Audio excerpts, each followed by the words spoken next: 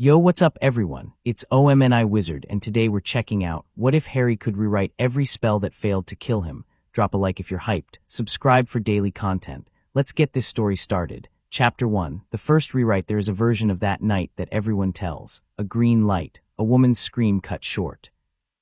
A silence that swallowed a whole house on a quiet street in Godric's Hollow, broken finally by the thin, furious wail of a baby who would not stop crying even after the man who had come to kill him lay reduced to ash and cloth on the nursery floor. That is the story people know. It isn't the whole story. Because in the half-second between the flash of green and the world going white, something happened that no wand could measure and no witness could see. The curse struck. It should have ended everything, should have snapped through flesh and bone and the last flickering spark of a one-year-old's magic the way it had ended so many others. Instead, it hit something it did not expect. Not a shield, not luck, something hungry. The magic didn't bounce off Harry Potter. It went into him, and instead of unraveling, it curled up small and quiet in the deepest part of him, like a seed dropped into soil that had no business being fertile. It didn't heal. It didn't vanish. It waited.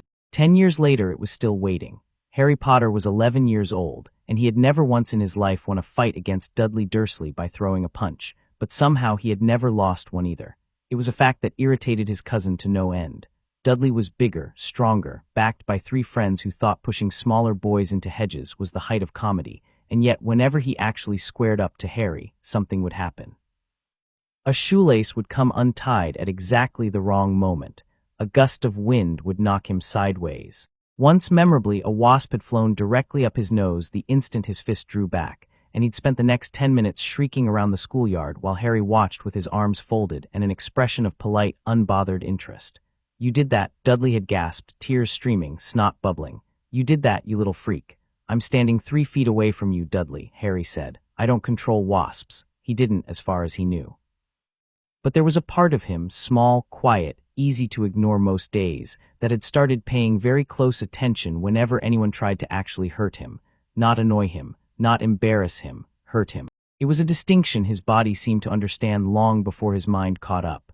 And by the time the letter came, thick, yellowish, addressed in green ink to Mr. H. Potter, the cupboard under the stairs, 4 Privet Drive, Harry had already quietly decided that he was probably a bit stranger than even the Dursleys suspected, and that this was likely a good thing. The letter, when it finally reached him, after a summer of increasingly absurd interception attempts by his uncle, told him he was a wizard. He read it twice, sitting on the narrow bed in the room they'd finally given him after the owls started arriving by the dozen, and felt something in his chest unclench that he hadn't known was clenched. "Well," he said out loud to no one, "that explains the wasp."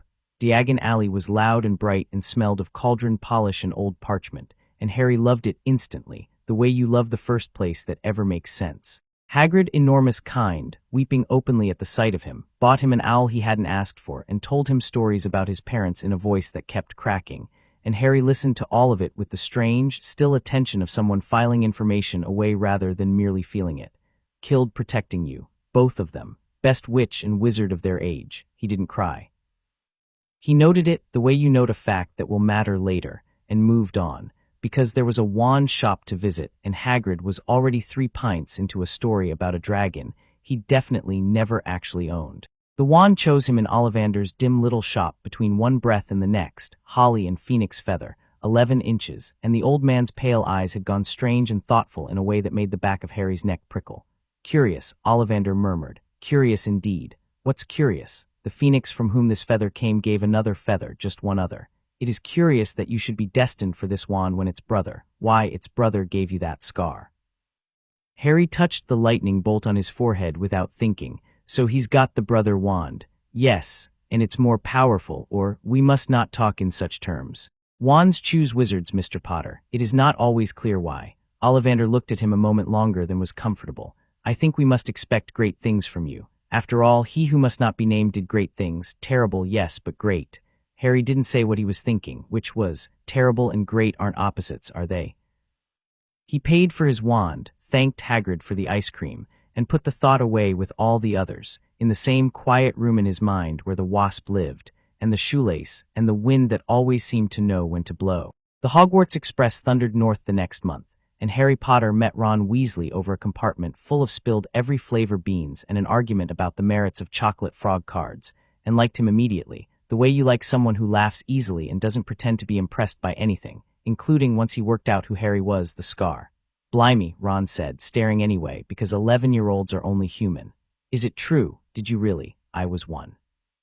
I don't remember any of it. Harry said it lightly, but firmly enough that Ron, to his credit, dropped it. Fair enough. Do you want a bean? Fair warning, I got a bogey-flavored one once, and I'm still not right. By the time Hermione Granger stuck her head into their compartment, already lecturing them about a lost toad and several spells she'd memorized from books, Harry had decided he liked this new world enormously, scar and all. The Sorting Hat took one look inside his head and hesitated in a way that made the Great Hall go very quiet. Plenty of courage, I see. Not a bad mind, either. There's talent, oh my goodness, yes, and a nice thirst to prove yourself now, that's interesting. Where shall I put you? Not Slytherin, Harry thought back, without much heat, mostly out of principle. Not Slytherin, eh? Are you sure? You could be great, you know, it's all here in your head, and Slytherin will help you on the way to greatness. No doubt about that. I said not Slytherin. Well, if you're sure, better be Gryffindor. The table under the lion's banner exploded into cheering, and Ron, 3 seats down, was pounding the table so hard his goblet jumped. Harry sat down between the twins, Fred and George. He'd learn, though he'd need a few more weeks before he could reliably tell them apart, and felt something settle into place that had nothing to do with magic at all. He belonged somewhere. It was a new feeling, and he decided he liked it. The trouble with Hogwarts, Harry discovered fairly quickly, was that everyone in it had opinions about him he hadn't earned yet. Draco Malfoy had opinions before they'd even properly met, sneering at Ron's hand-me-down robes on the train, and then doubling down when he found out Harry had turned down his offered friendship in favor of the wrong sort. Snape had opinions the moment Harry walked into his first potions lesson. Opinions that apparently boiled down to your father was insufferable, and I have decided you will be too. Even Professor McGonagall, stern and fair as she was, watched him sometimes with an expression that suggested she was waiting for him to either save the world or burn it down, and hadn't decided which was more likely. Harry found all of it faintly ridiculous. He was 11. He was mostly interested in flying. That turned out to be the one thing that came to him without any effort at all. The moment his hand closed around a broom handle in his first flying lesson, something in his chest went quiet and certain, and when Neville Longbottom's Remembrall went sailing off in the wind and Madam Hooch wasn't looking, Harry didn't think, didn't hesitate, just kicked off the ground and went after it in a dive that had half the class gasping and Draco Malfoy's mouth hanging open. He caught it a foot from the ground, pulled up hard enough that his stomach lurched, and grinned so wide his face hurt. Potter McGonagall's voice cracked across the lawn like a whip, and for one horrible second he thought he was about to be expelled on his first week. Instead, she marched him straight to a classroom, introduced him to a startled fifth-year named Oliver Wood, and informed them both that Gryffindor had found its new seeker. Youngest player in a century, Wood said reverently, looking at Harry the way people look at a particularly good deal. Brilliant, Harry said, because it was, and filed away, almost without noticing he was doing it, the observation that flying made the quiet, watchful part of his mind go very still and very sharp, the same way it did whenever something tried to hurt him. The troll incident, 3 weeks later, taught him something else. He and Ron found Hermione crying in a girl's bathroom on Halloween, a fact Ron would spend the rest of the year mortified about, having said several unkind things about her within her earshot that same morning. At almost exactly the moment a full-grown mountain troll shambled in through the door, 12 feet of gray muscle and a club the size of a tree trunk, and swung that club at Hermione's head hard enough to have taken it clean off. Harry didn't remember deciding to move. 1 second he was standing frozen by the sinks, the next he had launched himself onto the troll's back, arm looped around its thick neck, wand jammed straight up one enormous nostril. The troll bellowed and thrashed and very nearly smashed him against the wall, but Ron, white-faced, shaking, brilliant, got the Wingardium Leviosa right on the second try, and the troll's own club came down on its own head with a crack that echoed through the whole bathroom. It should have been a near-death experience. Later, retelling it to Ron and Hermione over hot chocolate in the common room, that's exactly how it sounded. 3 11-year-olds who'd nearly been flattened by a troll, saved by luck and a levitation charm. But Harry, lying awake in his four-poster that night, turned it over slowly in his mind and knew, the way you know things about your own body that you can't quite explain to anyone else, that it hadn't only been luck. When the club came down, some part of him, the same quiet, watchful part, had reached for it, the way you'd reach to catch a falling glass before your conscious mind even registered it slipping. He He hadn't controlled the troll's swing. But he'd felt the exact moment its intention shifted from swing at the girl to swing at Harry, and in the space between those two things, something in him had gone very calm, very interested, the way a cat gets interested in a moving string. It felt like it was mine to catch, he thought, staring up at the canopy of his bed, not the troll. The moment it decided to kill someone, like I could feel the shape of it coming. He didn't tell Ron or Hermione. He wasn't entirely sure how you'd explain it without sounding mad. The first time he was genuinely afraid, not of a troll, not of Snape's temper, not of Malfoy's sneering, was 3 weeks later, on a broom 40 feet in the air in front of the entire school. His first Quidditch match. Gryffindor red streaking against a bright November sky, the crowd a roaring blur below, and Harry pulling ahead of the Slytherin seeker in a race for the snitch that felt, for the first 30 seconds, like the single best moment of his life. Then his broom bucked. It happened without warning. One moment he was flying clean and true, and the next the Nimbus 2000 jerked violently to the side, throwing him half off the handle. He grabbed on with both hands, and it bucked again, harder, rolling almost completely upside down. The crowd's roar changed pitch, turned into a collective, horrified gasp, and somewhere below Hermione was already scrambling for her wand, but Harry didn't know that yet. All he knew was that his broom, his own broom, which had never once misbehaved, was trying very deliberately to throw him off, 40 feet above solid ground, and it was not an accident, and it was not going to stop. Someone is doing this, he thought, with a clarity that cut cleanly through the panic. Someone is trying to kill me. And there, right there in that thought, the quiet part of his mind that had been waiting patiently since he was 1 year old finally opened its eyes. He felt it like a change in air pressure. The broom bucked a third time, savage enough that his grip nearly failed entirely, his legs swinging wide over open air, 30 feet of nothing beneath his trainers, and instead of terror closing his throat, Harry felt something unfold inside his chest, vast and calm and absolutely certain, reaching out toward the wild, malevolent magic thrashing through the wood beneath his hands. He didn't cast a spell. He didn't have time, and besides, some instinct told him a spell wasn't the point. The point was that this magic, whoever was pouring it into his broom, twisting it, trying to shake him loose and send him falling to his death in front of 300 witnesses, was magic meant to kill him, and the moment he recognized that, truly recognized it, deep in the part of him that had survived a killing curse before he could walk, something in the broom's rebellion simply stopped answering to its caster. The broom steadied. Not smoothly, it still trembled under him, still fought, but the wild bucking eased into something he could work with, something he could ride, the way you'd ride out a horse that's spooked but not yet bolting. Harry gritted his teeth, hauled himself back onto the handle properly, and looked down through the blur of speed and fear to see, 30 feet below in the stands, a small licking tongue of fire curling around the hem of Severus Snape's robes. He didn't know in that moment what that meant. He'd learn later that Hermione, seeing him thrown about and guessing correctly that someone was cursing his broom, had set Snape's robes on fire, certain he was the one doing it, and broken his eye contact with the Nimbus long enough to save Harry's life. That's the story everyone would tell, and it wasn't wrong. But it also wasn't the whole story, because Harry knew, with the same bone-deep certainty that told him which way was up when he flew, that even if Hermione hadn't set anyone on fire, the curse would have failed anyway. It had already stopped working on him a full 3 seconds before the flames caught. He had felt it die in his hands, the way you feel a live wire go dead. He caught the snitch 4 minutes later, nearly swallowing it in his enthusiasm, and the crowd went berserk, and Ron and the twins carried him half the length of the pitch on their shoulders, and it was, despite everything, one of the best days of his life. But that night, alone in the dormitory with Ron and the others asleep, Harry lay very still and thought about the moment the curse had died in his hands, and for the first time in his life, deliberately on purpose, he reached inward toward the quiet place where the wasp and the shoelace in the wind lived and asked it a question. What was that? Nothing answered him in words, but he felt faintly like heat radiating off a stove several feet away, something stir in response, something old.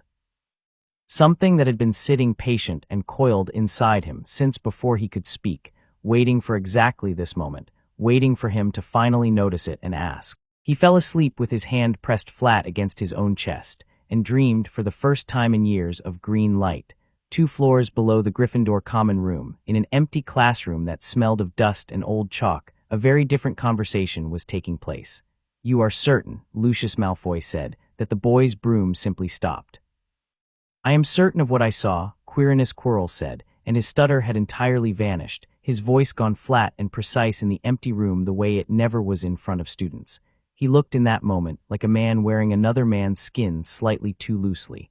I have cast that jinx before, Lucius. I know its shape. It does not simply stop. It should have thrown him from that broom within the first 10 seconds.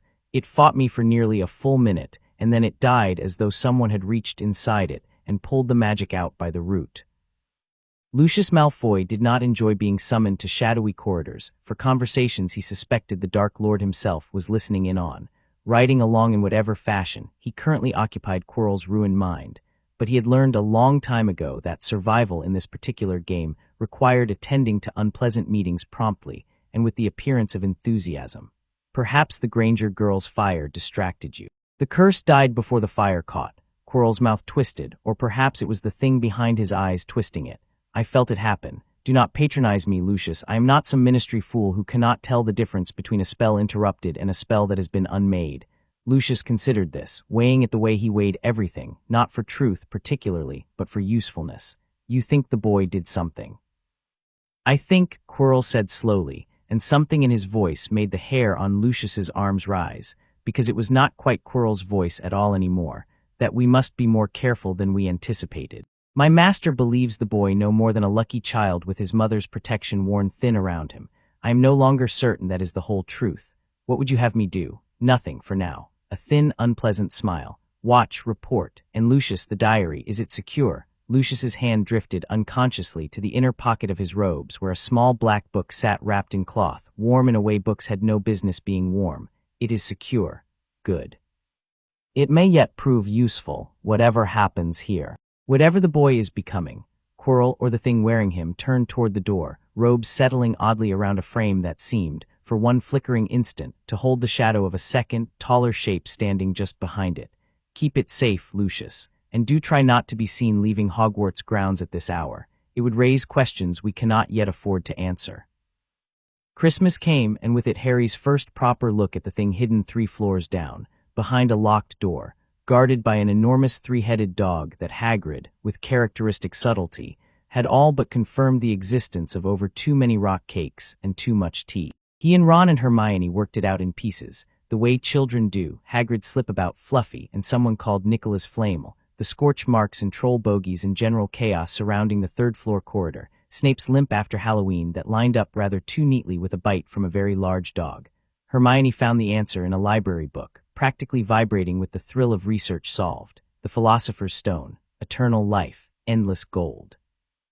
And someone was trying to steal it. It's Snape, Ron said, for the 40th time, sprawled across a common room armchair with his feet dangling over the arm. It's obviously Snape. He hates Harry, he's obsessed with the dark arts. He tried to kill you on your broom. We don't know that for certain, Hermione said.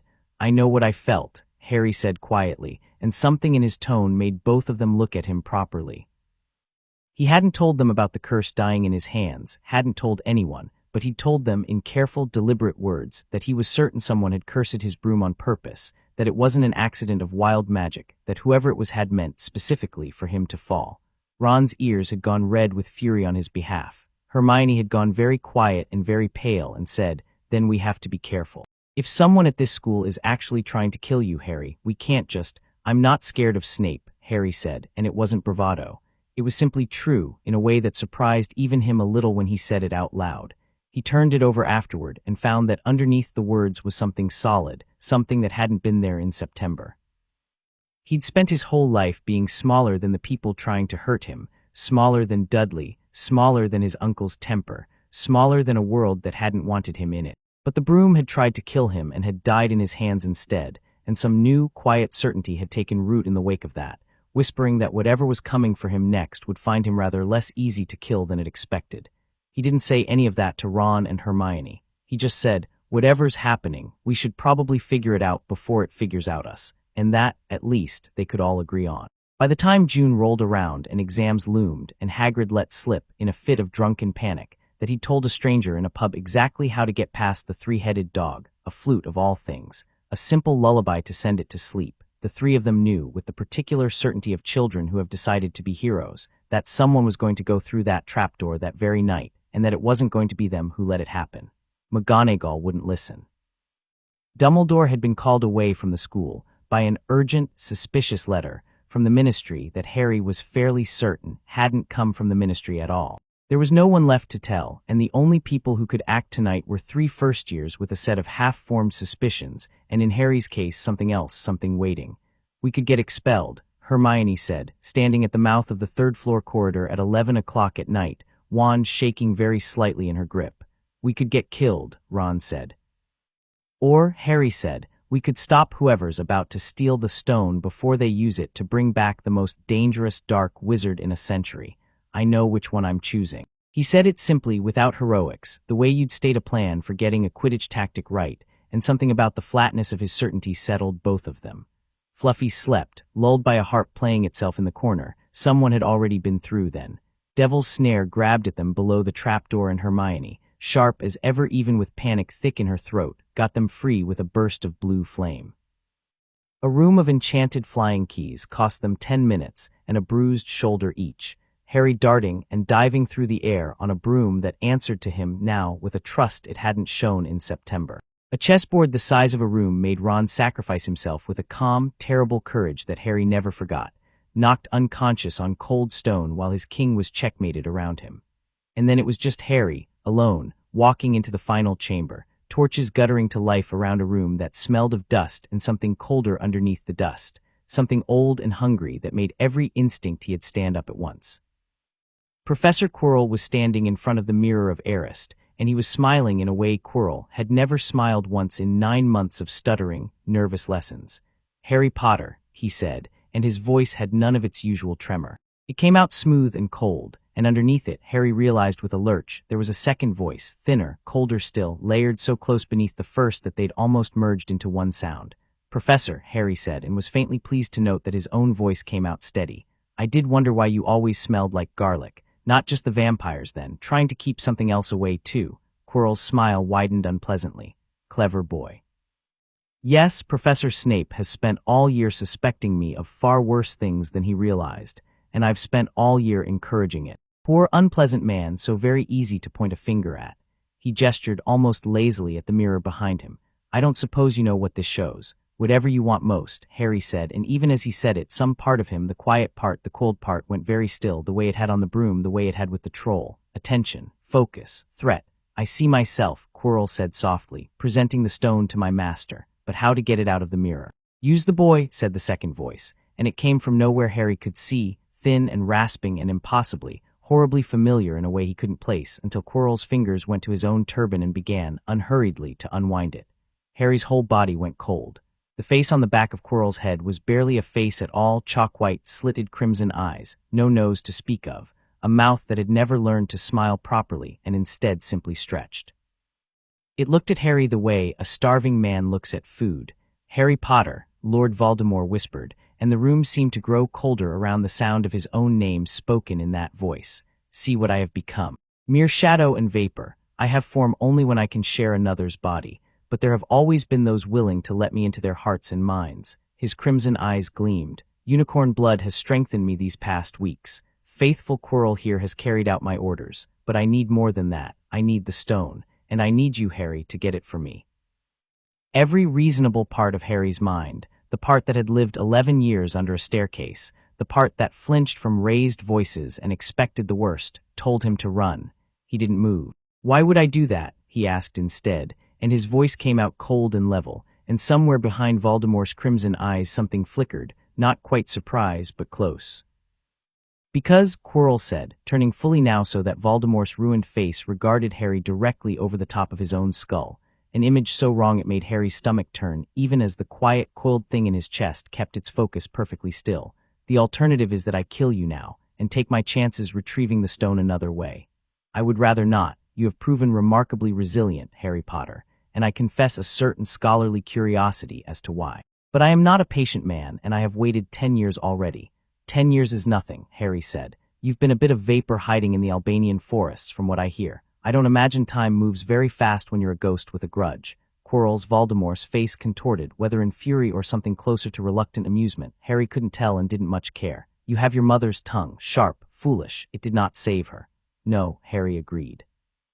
"But it looks like it saved me. Funny that." Something in the chamber went very still. "Kill him," Voldemort hissed, and Quirrell's own hands, not the ones on the back of his head, but his real hands, raising his wand, came up, and Harry felt, in the half-second before the spell left the wand tip, that same shift in the air he'd felt on the broom, that same terrible, focused stillness settling over the quiet part of him that had been waiting his whole life for exactly this moment. Avada Kedavra. Green light filled the chamber. Harry did not run. He did not dodge. There was, in truth, nowhere to go, no time to go there, the spell already crossing the space between them faster than thought, and some distant, still panicking corner of his mind screamed that this was it. This was the moment. The same light that had killed his parents was about to finish the job it had botched a decade ago in Godric's Hollow. But the quiet thing inside his chest did not panic. It had been waiting 10 years for this exact spell, this exact light, and when it finally arrived, roaring toward him, ancient and merciless and built for one purpose only, Harry's whole being reached out to meet it, the way you'd reach to catch something falling that you already knew somehow belonged to you. The green light struck him full in the chest, and stopped. It didn't rebound the way it had at Godric's Hollow. It didn't scatter or dissipate. It simply paused, hanging in the air an inch from his robes, twisting and writhing like something alive and suddenly confused, and Harry felt it happening inside his own skull, with a clarity that made the whole world narrow down to a single, blinding point. He could feel the shape of the curse. Every twisted, ancient piece of intention woven into it, the hatred required to cast it, the specific, surgical violence of unmaking a life in a single word, laid bare in front of him like a wand's inner workings exposed by candlelight. He understood it, completely, instantly, the way you understand a joke the moment the punchline lands. This is mine, he thought, with a certainty that had nothing to do with defiance and everything to do with simple fact. This has always been mine, you just forgot to ask. The green light didn't dissolve. It folded impossibly, violently, and turned. Quirrell screamed. It wasn't Harry's scream, though Harry felt the impact of what happened next as a physical shock through his own chest, a recoil like a rope snapping taut. The curse, rewritten in the space of a single heartbeat by something in Harry that had spent 11 years quietly, patiently learning how, reversed its direction entirely and struck Quirrell, and the thing riding behind his eyes, full in the face. Quirrell's body convulsed, arched, and began to crumble, not violently, not with fire, but the way old paper crumbles, curling in on itself, turning first gray and then to fine white ash that scattered across the stone floor of the chamber even as a thin, shrieking wisp of black smoke tore itself free of the collapsing body and hurtled past Harry's shoulder, close enough that the cold of it burned against his cheek, and vanished through the stone wall as though the wall weren't there at all. Silence. Harry stood alone in the ruined chamber, breathing hard, his own wand still in his pocket, never drawn, and looked down at his hands. They didn't feel any different. He turned them over slowly, half expecting green fire to be dripping from his fingertips, some visible proof of what had just happened. There was nothing, just his own hands, a little dusty, a little shaking now that the stillness inside him had passed and left ordinary 11-year-old terror rushing in belatedly to fill the space. But when he closed his eyes and reached inward toward that quiet, coiled place that had been waiting his whole life, he found it changed. Not gone, not spent, larger. Sitting there now, folded neatly alongside the wasp and the wind and the broom that had steadied itself in his hands, was something new, something he understood now with total instinctive clarity, the way you know how to breathe without ever having been taught. He knew the shape of the killing curse. He knew with absolute certainty that if he ever needed to cast it, if he ever chose to, his wand would form the words and the intention and the terrible, specific violence of it without a single moment's hesitation, because it wasn't Voldemort's magic sitting inside him anymore. It was his. He'd taken it, rewritten it into something that answered to him and him alone, the moment it had failed to do what it was sent to do. Harry sat down hard on the cold stone floor, right there in the ruins of the chamber, and laughed, a short, slightly hysterical sound that echoed strangely off the walls, because it was either laugh or scream, and laughing seemed like the better option for a boy who just discovered, at 11 years old, that every attempt on his life was apparently going to make him stronger rather than dead. Well, he thought, still catching his breath, that's going to be extremely inconvenient for anyone who tries that again. Dumbledore found him 20 minutes later, having flown back to the school, the moment he realized the letter calling him away had been a trap, and listened to the whole story with an expression that grew steadily more unreadable as Harry described the green light stopping, twisting, turning back on Quirrell instead. "You're quite certain," Dumbledore said slowly, "that the curse simply reversed itself?" "I didn't do it on purpose," Harry lied, because 11 years old or not, some instinct told him that the whole truth wasn't ready to be shared yet, not even with Dumbledore, not even here in the safety of the headmaster's warm, cluttered office with a phoenix trilling softly on its perch nearby. I don't know, sir. It happened. Dumbledore studied him over the top of his glasses for a long moment, blue eyes unusually sharp, and Harry had the distinct impression the old man saw considerably more than he was letting on. Your mother's protection, Dumbledore said finally, is a rare and powerful thing, Harry. Love, freely given at the moment of death, leaves a mark upon magic that even Lord Voldemort cannot fully comprehend. It may be that this protection is evolving, growing as you do. It wasn't the whole truth, Harry suspected, not from Dumbledore's side either, but it was close enough to the truth as Harry understood it that he simply nodded and let the old man believe whatever comfortable version of events helped him sleep at night. Is he gone? Harry asked instead. Voldemort. For good this time, something flickered across Dumbledore's face, not quite pity, not quite warning.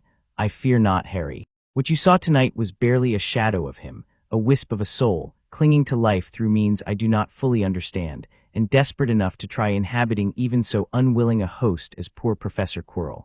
Such a thing does not die easily. I suspect we have not seen the last of Lord Voldemort, not by a long way. Harry considered this, considered the smoke that had torn itself free and vanished through solid stone, considered the ancient, hungry, half-formed thing that voice had belonged to, and found, to his own mild surprise, that the thought didn't frighten him nearly as much as it probably should have. Good, he said. Dumbledore raised an eyebrow. Good. If he's going to keep trying, Harry said, standing up from the chair, feeling the new, larger weight of the thing coiled inside his chest settle comfortably into place, alongside everything else he was slowly learning to carry. I'd rather he does it now, while I'm figuring all this out, than later, when I've stopped paying attention. He didn't explain further, and Dumbledore, watching him go with an expression that had shifted somewhere between concern and something that looked almost like awe, didn't ask him to. 3 floors below Malfoy Manor's east wing, in a study lit by a single green-shaded lamp, Lucius Malfoy sat very still with a letter in his hands and a small black diary on the desk in front of him, and read the news from Hogwarts 3 times before he allowed himself to fully believe it. The Dark Lord's vessel destroyed, Quirrell dead. The boy alive, unharmed, and according to Dumbledore's own account, relayed rather too freely by an indiscreet staff member, apparently responsible for turning the killing curse itself back upon its caster. Lucius set the letter down very carefully, as though it might bite him, and looked at the diary sitting innocuous and warm-cornered on the desk, patient as it had always been, waiting for someone to open it and let 16-year-old Tom Riddle's memory begin its slow, patient work. Well, he murmured to the empty room, in the same flat, considering tone he'd used with Quirrell weeks before, it appears we shall need to be considerably more careful with this one than we anticipated. He thought of his son, 11 years old and already halfway through his first year at Hogwarts, sharing corridors and classrooms with the boy who had apparently just unmade the single most feared curse in the wizarding world with his bare hands and no wand drawn. Lucius Malfoy was not, by nature, a man given to fear. He was a man given to calculation, to positioning, to the quiet art of always standing slightly closer to whoever was winning. And as he sat there in the lamplight, turning the diary over slowly in his long fingers, feeling the strange, cold warmth of the thing pulsing faintly beneath his palm, he found himself recalculating, for the first time in years, exactly which side of this coming war might actually deserve to be called winning. He would still plant the diary, of course. Plans set in motion did not simply stop because of one inconvenient rumor from an 11-year-old's first year at school. There was still a use for it, still a purpose the Dark Lord had set aside for it, still a debt owed and a role to play. But Lucius Malfoy made a private note, folding it away in the same cold, careful part of his mind where he kept all his most useful secrets, that the next time he heard the name Harry Potter, he intended to listen a great deal more closely than he had before. Somewhere above him, in a castle far to the north, a boy who had just turned a killing curse back on the man who cast it slept soundly in his 4-poster bed, dreaming, for the first time in his life, not of green light, but of flying. Chapter 2, Basilisk's gift. The pudding hit the ceiling before it hit the floor, which was, in Harry's opinion, the only genuinely impressive part of the entire disaster. He'd been standing in the kitchen doorway when it happened, watching his uncle's dinner party unravel in real time, Aunt Petunia's careful smile locked in place, Uncle Vernon halfway through a story about drills that was somehow both boring and aggressive, the Masons nodding along with the particular glazed politeness of people who wished they were anywhere else, and then a small, wrinkled creature with enormous green eyes and bat-like ears had appeared out of thin air behind the sofa, snapped its fingers, and sent Aunt Petunia's prized pudding rocketing straight up to smash against the ceiling in a spray of custard and glass. "Dobby is sorry, sir," the creature had wailed afterward from the safety of Harry's bedroom, ringing its own ears with a violence that made Harry wince just watching. "Dobby did not mean to, but Dobby had to do something, sir. Dobby had to make sure Harry Potter did not go back to school." "Why," Harry said with the weary patience of someone who had already lost an entire summer's worth of Owl Post and was now watching his last hope of escaping Privet Drive get ruined by a house elf with terrible timing, "would I not want to go back to school? Great danger, sir. Terrible danger at Hogwarts. Dobby has heard things. Dobby has heard whispers." The elf's eyes went round and wet. "There is a plot, Harry Potter, a plot to make most terrible things happen. Dobby has known for months, sir, and Dobby," a fresh bout of ear-ringing, "Dobby had to warn Harry Potter, even though Dobby's family would be most beside themselves if they knew Dobby was here, sir, most beside themselves." "Your family," Harry repeated slowly. "You mean your master." Dobby flinched as though struck. Downstairs, Uncle Vernon's voice had climbed into the register. He used exclusively for guests he was trying to impress and children he intended to punish. Harry could hear him laughing too loudly at nothing. He didn't have time for this, whatever this was, but something about the elf's genuine, trembling fear made him lower his voice and try again, gentler. "Look, Dobby, I appreciate the warning, I really do, but I'm not staying here. Whatever's happening at Hogwarts, it's not going to be worse than staying in this house another summer. Trust me on that one.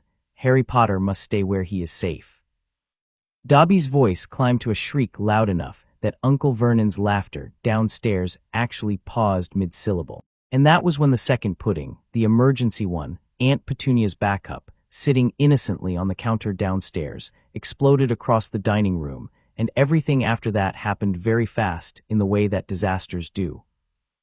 The Masons fleeing into the night in a screech of tires, Uncle Vernon's face going a shade of purple Harry hadn't previously believed possible, and by the following morning, bars, actual iron bars, bolted across Harry's bedroom window, and a cat flap cut into his door for the sole purpose of shoving in 2 meals a day and nothing else. He was, quite literally, a prisoner. His wand and his school things had been confiscated and locked in the cupboard downstairs, the same cupboard he'd once slept in, which struck him as darkly funny in a way he didn't bother explaining to anyone. It was, all things considered, a fairly serious problem. Harry lay on his bed on the third night of his imprisonment, staring at the ceiling, and reached, almost idly, the way you'd check a pocket for your keys, toward the quiet, coiled place in his chest where the wasp and the wind and the killing curse itself now lived, folded up neat and patient, waiting. "I could probably blast that door off its hinges," he thought. "I don't even need the wand for it, not really. Not for something this small." He hadn't tried, not deliberately, not since the chamber beneath the school. He wasn't entirely sure what would happen if he tried to use any of what he'd taken from Voldemort on purpose, outside of a moment where his life was actually, immediately on the line, whether it would work the same way, whether it would feel the same, whether there'd be consequences he couldn't predict. He decided, lying there in the dark, that blowing a hole in his bedroom wall to escape a boring summer wasn't worth finding out. Whatever this gift was, it had come from something trying to kill him. He wasn't going to start treating it like a party trick. Ron solved the problem 3 days later anyway, in the loudest, least subtle way imaginable. A flying car, borrowed without permission from his father, crashing quite literally through the bars of Harry's window at 2 in the morning with Fred and George hanging half out the back doors cackling like maniacs. "Budge up," Ron said, grinning through the shattered glass. "We've come to get you."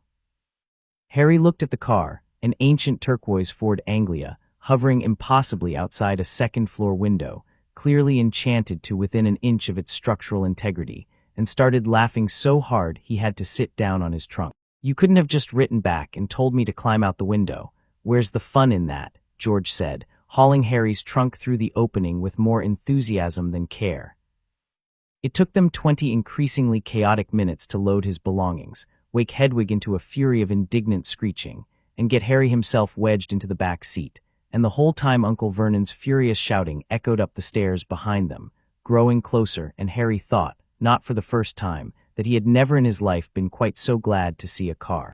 The Burrow was everything Privet Drive had never been, which was to say it was loud, warm, chaotic, and full of people who actually wanted him there. Mrs. Weasley alternated between fussing over his thinness and shouting at her sons about the stolen car with an energy that suggested both feelings were equally sincere. Ginny Weasley, 11 years old and clearly starstruck, dropped her spoon into her cereal bowl the first morning Harry appeared at breakfast, and then spent the rest of the meal staring fixedly at the table, going pink whenever he spoke. "Ignore her," Ron said, unhelpfully loud. "She's been talking about you nonstop since June." Ron. Harry, for his part, thought Ginny seemed nice enough, if a bit shy, and privately thought it was a lot funnier watching Ron get in trouble than being the subject of anyone's schoolgirl fascination. So he let the matter drop and focused on the considerably more interesting business of flying Standard Book of Spells, Grade 2, and the fact that his entire book list that year appeared to have been written by a wizard named Gilderoy Lockhart, whose author photo winked at him from the cover of every single title. Diagon Alley, when they finally went, turned out to be hosting the man himself, a book signing at flourish and blots that had drawn a crowd so large and so shrill it took Harry a full minute of shoving to understand what he was even looking at. Lockhart, resplendent in forget-me-not blue robes, spotted Harry through the crowd with the delighted precision of a shark spotting chum, and before Harry had fully processed what was happening, he'd been hauled up onto the little stage by the elbow, cameras flashing, and informed by an ecstatic Lockhart that this right here, was the single greatest moment of his career, upstaged only slightly by his own new appointment as Hogwarts's defense against the dark arts professor. "Ridiculous man," Harry muttered afterward, extracting himself from the crush with his ears still ringing. "He's an idiot," Hermione said, and then in the same breath with a completely straight face, "though I have read all his books and they're really rather good." Hermione. "What? He's clearly done extraordinary things, Harry. You can't just—" Argument that followed lasted the entire walk back toward the entrance, and it was in the middle of it, Harry only half paying attention, that he noticed the sudden change in the crowd's noise level, a sharp drop, then an uglier rise, voices going tight and mean, and turned to find Draco Malfoy standing a few feet away with his father's hand resting on his shoulder, both of them watching Harry with expressions that couldn't have been more different from each other if they'd tried. Draco's was pure, familiar sneer. His father's was something colder, more assessing, the kind of look Harry associated with people doing complicated maths behind their eyes. Well, Draco drawled. "Famous Harry Potter, can't even go into a bookshop without making the front page. Better than never making it at all," Harry said. "Or is that more your dad's area?" Draco's face flushed, but before he could respond, Lucius Malfoy's smooth voice cut in. "Mr. Potter, we meet at last. Forgive my son, fame clearly counts for a great deal to him, though I imagine you'd know all about that." "I know a bit about people going out of their way to get close to it, yeah," Harry said, holding the man's gaze without flinching, and something in Lucius's expression tightened just briefly before smoothing back into its usual composed drawl. It was Arthur Weasley's arrival, red-faced and furious over some old grudge involving his daughter's schoolbooks, that turned the whole encounter properly ugly, a shouting match, then a shoving match, both men grappling by a bookshelf until Hagrid physically pulled them apart with one hand each. Harry didn't see, in the scramble of robes and raised voices, Lucius Malfoy's hand dip briefly into Ginny Weasley's cauldron and withdraw a small black book, sliding it in among her second-hand schoolbooks with a motion so smooth it might as well have been sleight of hand performed for an audience of none. He would understand the significance of that moment much later. For now, all he knew was that Mr. Weasley looked shaken afterward in a way that didn't quite match the pettiness of the argument, and that Lucius Malfoy's last look at him, over his son's shoulder as they swept out of the shop, had been considerably longer and more thoughtful than the situation seemed to warrant. Term began with rather more literal fireworks than Harry had planned, courtesy of the flying car losing what remained of its patience partway across England, and depositing him, and Ron in a violent crash landing directly into the Whomping Willow, a tree that responded to the intrusion by attempting to beat both of them and the car into splinters with a thoroughness that left Ron's wand snapped clean in half and both boys, sporting a truly spectacular collection of bruises, by the time they staggered, half laughing, half terrified, into the Great Hall 3 hours late. McGonagall's detention was memorable mostly for how disproportionate it felt compared to, say, Harry's habit of casually surviving Dark Lords, but he served it without complaint, wrote his lines, and put the whole business out of his mind within a week, right up until the night Mrs. Norris was found hanging rigid from a torch bracket, eyes wide and glassy, and a message scrawled in what looked disturbingly like blood on the wall behind her. "The Chamber of Secrets has been opened. Enemies of the air, beware." The corridor had gone dead silent around it, the crowd of students staring up at the words with the particular hush of people who have just realized the world is more dangerous than they'd assumed that morning. And Harry, standing near the front with Ron and Hermione, felt the quiet, coiled thing in his chest stir faintly, not with fear exactly, but with something closer to interest, the sharpening of attention he'd learned to recognize. "What's the Chamber of Secrets?" he asked, quietly, and Hermione, predictably, had a lecture ready before he'd finished the sentence. Salazar Slytherin, a hidden chamber, a monster meant to purge the school of anyone judged unworthy of magic, a legend that most people dismissed as exactly that, a legend. Filch's furious grief over his petrified cat, aimed squarely and unfairly at Harry. He knows I'm a squib, he's done this to spite me. Got interrupted by Dumbledore's calm arrival and Snape's rather less calm suggestion that perhaps a student who had only that evening been overheard by several witnesses saying he wished all Muggleborns would leave the school, deserved rather closer scrutiny. "I said nothing of the sort," Harry said flatly, though privately he knew exactly what conversations Snape was twisting, an argument with Draco Malfoy earlier that day, where Malfoy had been the one crowing about the chamber, not him. "Believe him or not as you like, Professor Snape," Dumbledore said mildly, "but Mrs. Norris was, as far as I can tell, merely petrified, not killed. We shall have Professor Sprout brew a batch of mandrake draft the moment her plants have matured, and she will be quite well again in due course." It should have ended there. It didn't, of course. Nothing ever did, not with Harry, because the following week, standing in the corridor outside a Death Day party he'd rather regretted attending, he heard the voice for the first time. A cold, hissing, murderous voice, dripping through the walls themselves, saying something about ripping and killing in a tone that made the hair rise on his arms. He looked around wildly. Ron and Hermione, standing right beside him, hadn't heard a thing. "You didn't hear that?" Harry demanded. That voice, it sounded like it wanted to kill something." "Harry, there's no voice," Hermione said carefully, in the tone of someone trying not to alarm a friend who might genuinely be losing his mind. He didn't tell them the whole truth about that voice for a while, didn't tell them how, standing frozen in that corridor, some deep and ancient part of his understanding had recognized the language of it, not consciously, not with translation, but the way you recognize your own name spoken in a crowded room. It wasn't until they found Colin Creevey petrified stiff at the base of the same corridor days later, camera still clutched in his frozen hands, that the pieces started arranging themselves into a shape Harry didn't much like. The dueling club, organized with tremendous self-importance by Gilderoy Lockhart, was meant to be a demonstration of proper defensive spellwork. It became, instead, the moment the entire school decided Harry Potter was either a hero or a monster, with rather less middle ground than he would have liked. Snape, assisting with barely concealed contempt for Lockhart's every gesture, paired Harry against Draco Malfoy almost the instant the demonstration began, and the two of them squared off across the platform while the assembled students crowded close, buzzing with anticipation. "Scared Potter," Draco drawled. "Devastated," Harry said. "I might not sleep tonight." Draco's spell came first, a Serpensortia, a spell Harry had never even heard of, and a long black snake burst into existence on the floor between them, hoodless but wickedly quick, hissing and lashing at the nearest student in a panic that sent the crowd scrambling backward with shrieks. Lockhart, useless as ever, made an ill-advised attempt at a vanishing spell that only enraged the snake further, sending it slithering fast toward Justin Finch-Fletchley, fangs bared, and Harry, without thinking, without hesitating, the way he never hesitated when something was about to hurt someone in front of him, stepped forward and spoke. "Leave him alone."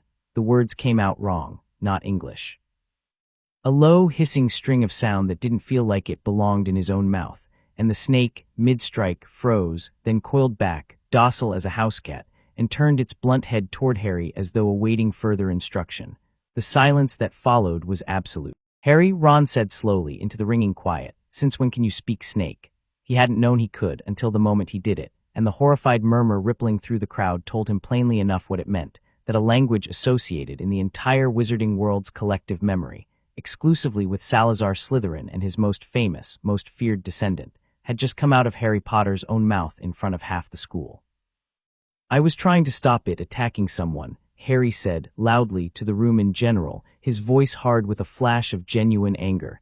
I don't understand why that's a problem." It didn't matter. By the next morning, the whole school had decided he was the heir of Slytherin, and Harry, walking through corridors that emptied ahead of him and filled with whispers behind, discovered with a kind of grim, private amusement that he mostly kept to himself, that being feared and being respected were not, apparently, the same thing at all, and that he vastly preferred the second. "It's ridiculous," Hermione fumed, matching his pace down the corridor with her books clutched to her chest like a shield. "You're not even unkind, Harry. Anyone with half a brain could see that." "People don't want to think, Hermione. They want a story," Harry said, and there was something old in the flatness of his voice, something that had learned this lesson a long time before Hogwarts, in a cupboard under some stairs a very long way from here. "Doesn't bother me much." It bothered him rather more than he let on, if he was honest with himself, but not because he was afraid of the whispers. It bothered him because whoever was actually doing this, actually opening some ancient chamber, actually petrifying students one after another, was using his own strange, unwanted gift as camouflage, and Harry did not enjoy being made into someone else's disguise. They found the truth eventually, the way they always did, slowly, painfully, in pieces assembled by Hermione's relentless research and Harry's habit of noticing things other people didn't. A page torn from a library book about basilisks, clutched in the frozen hand of a petrified Justin Finch-Fletchley, told them what the monster likely was, a serpent whose gaze meant instant death to any who met it directly, though a reflected or filtered glance apparently only turned flesh to stone, which explained why the school's victims so far had survived, if barely. A diary, borrowed briefly and returned reluctantly by Ginny Weasley, pale, distracted, jumping at shadows in a way that worried Harry more than he said aloud, that Ron found half-burnt in the girls' bathroom, and that turned out, upon inspection, to be entirely blank, no matter what was written in it. Percy Weasley's furtive behavior, sneaking off at odd hours with a suspicious secretiveness that Fred and George gleefully assumed meant a secret girlfriend, turned out to matter not one bit to the larger mystery. Ginny's continued, increasingly worrying distraction did. "She's not herself," Ron said one evening, frowning at his sister across the common room where she sat staring into the fire, untouched homework in her lap. "Barely eats, cried at breakfast the other day over nothing. Has she got a diary?" Harry asked, some instinct nagging at him. "Dunno, might have. She's been writing in something for months." He didn't put the pieces together that night. He put them together 3 weeks later, standing in Moaning Myrtle's flooded bathroom, holding a small black book that Ron had fished, half-charred from the trash. A diary belonging, according to the faded ink on its inner cover, to one T.M.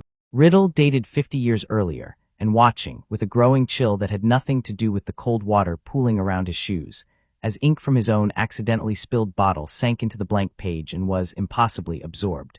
He dipped his own finger in the ink and wrote, carefully, "My name is Harry Potter." The page swallowed the words, and then in looping, careful script that wasn't his own, an answer bloomed across the paper. "Hello, Harry Potter. My name is Tom Riddle. How did you come by my diary?" Something about the exchange made the coiled part of Harry's chest stir uneasily, a low, cold pressure he recognized now as instinct warning him of danger, and he wrote back carefully, testing, learning over the course of that evening and the next, a story about a muggle-raised boy who had grown up to become head boy at Hogwarts 50 years ago, who had, he claimed, with a modesty that felt entirely performed, caught the culprit behind an earlier opening of the Chamber of Secrets and had a hand-cut monster loose that year too, framing an innocent boy named Rubeus Hagrid for the crime. "Show me," Harry wrote, and the diary obligingly pulled him bodily down into a swirling memory, 50 years gone, watching a younger, handsomer, colder-eyed Tom Riddle confront a large, frightened, entirely innocent Hagrid over a giant spider that Hagrid had been secretly keeping in a cupboard, a spider that had, in truth, nothing to do with the real monster stalking the school's corridors that year. Harry surfaced from the memory in Dumbledore's old office, 50 years younger in the vision, but recognizably the same room, furious, cold, and absolutely certain of two things: that Hagrid had been framed then, exactly as Harry suspected he was being framed now, and that whatever Tom Riddle actually was, he was not to be trusted with anything, least of all a diary that pulled 13-year-old boys directly into his own memories with no warning at all. He never got the chance to write back and confront the diary directly, because that same week, walking into the common room to find Ron white-faced and shaking, he learned that Ginny Weasley had gone missing entirely, and that a second message had appeared on the wall of the second-floor corridor, written in the same dripping, rust-red script as before: "Her skeleton will lie in the chamber forever." Everything after that happened very fast, and Harry, moving through it, found himself perfectly, coldly calm in a way that surprised even him, the same stillness that had settled over him on the broom, in front of the Mirror of Erist, whenever the stakes stopped being abstract and became, simply, a problem in front of him that required solving. He confronted Lucius Malfoy first, or rather, encountered him, in the corridor outside Dumbledore's office, arriving with a face like carved marble to demand Dumbledore's resignation from the Board of Governors, who had apparently just suspended him pending the investigation into the attacks. "Convenient timing," Harry said, before he'd fully decided to speak at all, watching Lucius sweep past. Almost like someone wanted the one adult who actually takes this seriously out of the picture while the real trouble happens. Lucius Malfoy stopped, turned, looked at Harry properly for the first time since the bookshop, and something in his pale eyes shifted, not fear, not quite, but a wariness that hadn't been there before, the look of a man recalculating the odds on a bet he'd already placed. "You are remarkably outspoken for a boy who ought to be considerably more worried about his own reputation, Mr. Potter. Half this school believes you responsible for these attacks." "Half this school is wrong," Harry said flatly, "and you know it, don't you? You know exactly what's causing them." It was a guess, thrown out mostly to see how it landed, but the flicker across Lucius's face told Harry everything he needed to know before the man's composure smoothed back into place. "I know nothing of the sort," Lucius said coolly. "Do be careful, Mr. Potter. Accusing a member of the Board of Governors of criminal conspiracy is not the sort of thing one does lightly." "I haven't accused you of anything," Harry said, matching his tone precisely. "Yet." He watched Lucius Malfoy's retreating back all the way down the corridor, and felt with total certainty that the diary he'd been carrying around in his own bag for the past week, the one whispering 50-year-old lies in looping careful script, had come from somewhere, and that somewhere had a great deal to do with the man who just swept past him radiating cold, controlled fury. He didn't have time to chase that thread further. Not with Ginny somewhere in the school, missing, and the clock running down on whatever the diary intended to do with her. Lockhart cornered and exposed as an utter fraud the moment real danger arrived, his so-called heroics all borrowed from memory-charmed witches and wizards he'd stolen credit from for years. His actual dueling ability, approximately equal to a startled toddler's, proved entirely useless when Harry and Ron dragged him bodily toward the second-floor bathroom, wand shaking so badly in his hand that he nearly vanished his own head clean off before Ron wrestled the wand away from him in disgust. Moaning Myrtle drifting mournfully above the sinks provided the final piece. She died 50 years ago, in this very bathroom, staring into a pair of enormous yellow eyes. Harry found the entrance the way he found most things now, by paying close, quiet attention to the shape of the world around him, rather than waiting for someone to explain it. A small engraved snake on one of the taps, half hidden beneath rust and grime, that no one had noticed in 50 years because no one else in the school could speak the language required to see it properly. "Open," he hissed, and the sink sank smoothly down into the floor, revealing a wide, dark pipe plunging straight down into blackness. "You're not seriously going down there," Lockhart said, backing toward the door. "You are, though," Harry said, and shoved him in first. The slide down was long, filthy, and ended in a pile of bones and rubble deep beneath the school, in a tunnel that smelled of old death and colder magic, and it was there, crawling forward through the dark with only his wand for light, that Harry found the shed skin of something enormous, thicker than a man's body, slewed off and left curled in the tunnel like a discarded ribbon, and understood with total, cold clarity exactly what kind of monster he was about to face. Lockhart's attempted memory charm, wrestled from Ron's own snapped and unreliable wand at the last possible second, aimed squarely at both boys in a desperate bid to erase every witness to his cowardice, backfired spectacularly, the broken wand rebounding the spell straight back into Lockhart's own skull, and collapsing a section of tunnel ceiling between Harry and Ron in the same instant, leaving Harry alone, cut off. With nothing but a locked door ahead of him, and the growing certainty that Ginny didn't have much time left, he walked into the Chamber of Secrets alone, and found Ginny Weasley lying deathly pale and still on the cold stone floor, and standing over her, solid and real and utterly unbothered by the impossibility of his own existence, a tall, handsome 16-year-old boy who introduced himself with a small, cold smile as Tom Riddle. "She won't wake," Riddle said, almost pleasantly, gesturing at Ginny's motionless body. "She's given me almost everything I need, you understand. Poured her whole self into these pages, month after month, telling me all her sad little secrets, and I fed on it, grew stronger on it, until there was enough of me to grow real again. Just a little longer and I'd have left that diary altogether, worn her like a coat, the way I nearly did just now." "Give her back," Harry said. He didn't raise his voice. He didn't need to. Riddle's smile widened unbothered. You're rather calm for a boy about to die. I confess I'm curious why. You survived the Dark Lord as an infant. Everyone knows the story, garbled and half wrong as it is, and now here you are again, in the one place in this school built entirely to finish what he started. You think you're separate from him, Harry said slowly, watching the boy's face, testing the shape of something that had been nagging at him since the memory in Dumbledore's office. But you're not, are you? You're him, or you were, before. Something flickered behind Riddle's eyes, the first genuine reaction Harry had gotten out of him.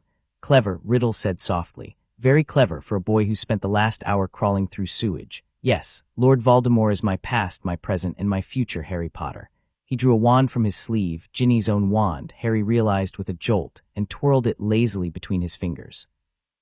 I wonder if you'll understand, once you're dead, exactly how little chance you ever had. He hissed something guttural and ancient in Parseltongue, and behind him, carved into the stone face of an enormous statue that towered over the chamber, Slytherin himself, Harry realized, staring down at them all with cold, serene indifference, something vast and scaled began to stir.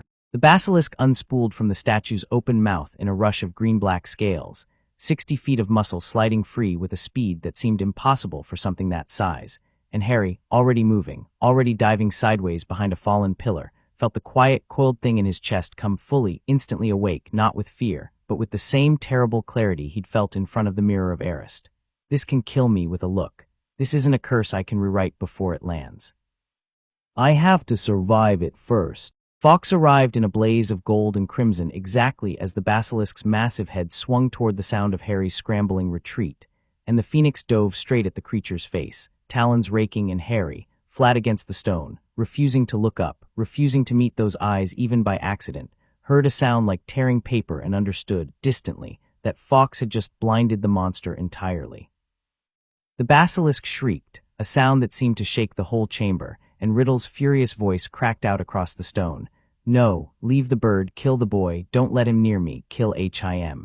Blind, it hunted by sound and scent alone, head weaving low across the floor, tongue flickering, and Harry, backed against a pillar with nowhere left to run, watched the Sorting Hat, flung to him earlier by Fawkes, for reasons he hadn't had time to question, tip forward in his hands and disgorge, with a heavy metallic clang, a gleaming silver sword, ruby-studded hilt catching what little light there was.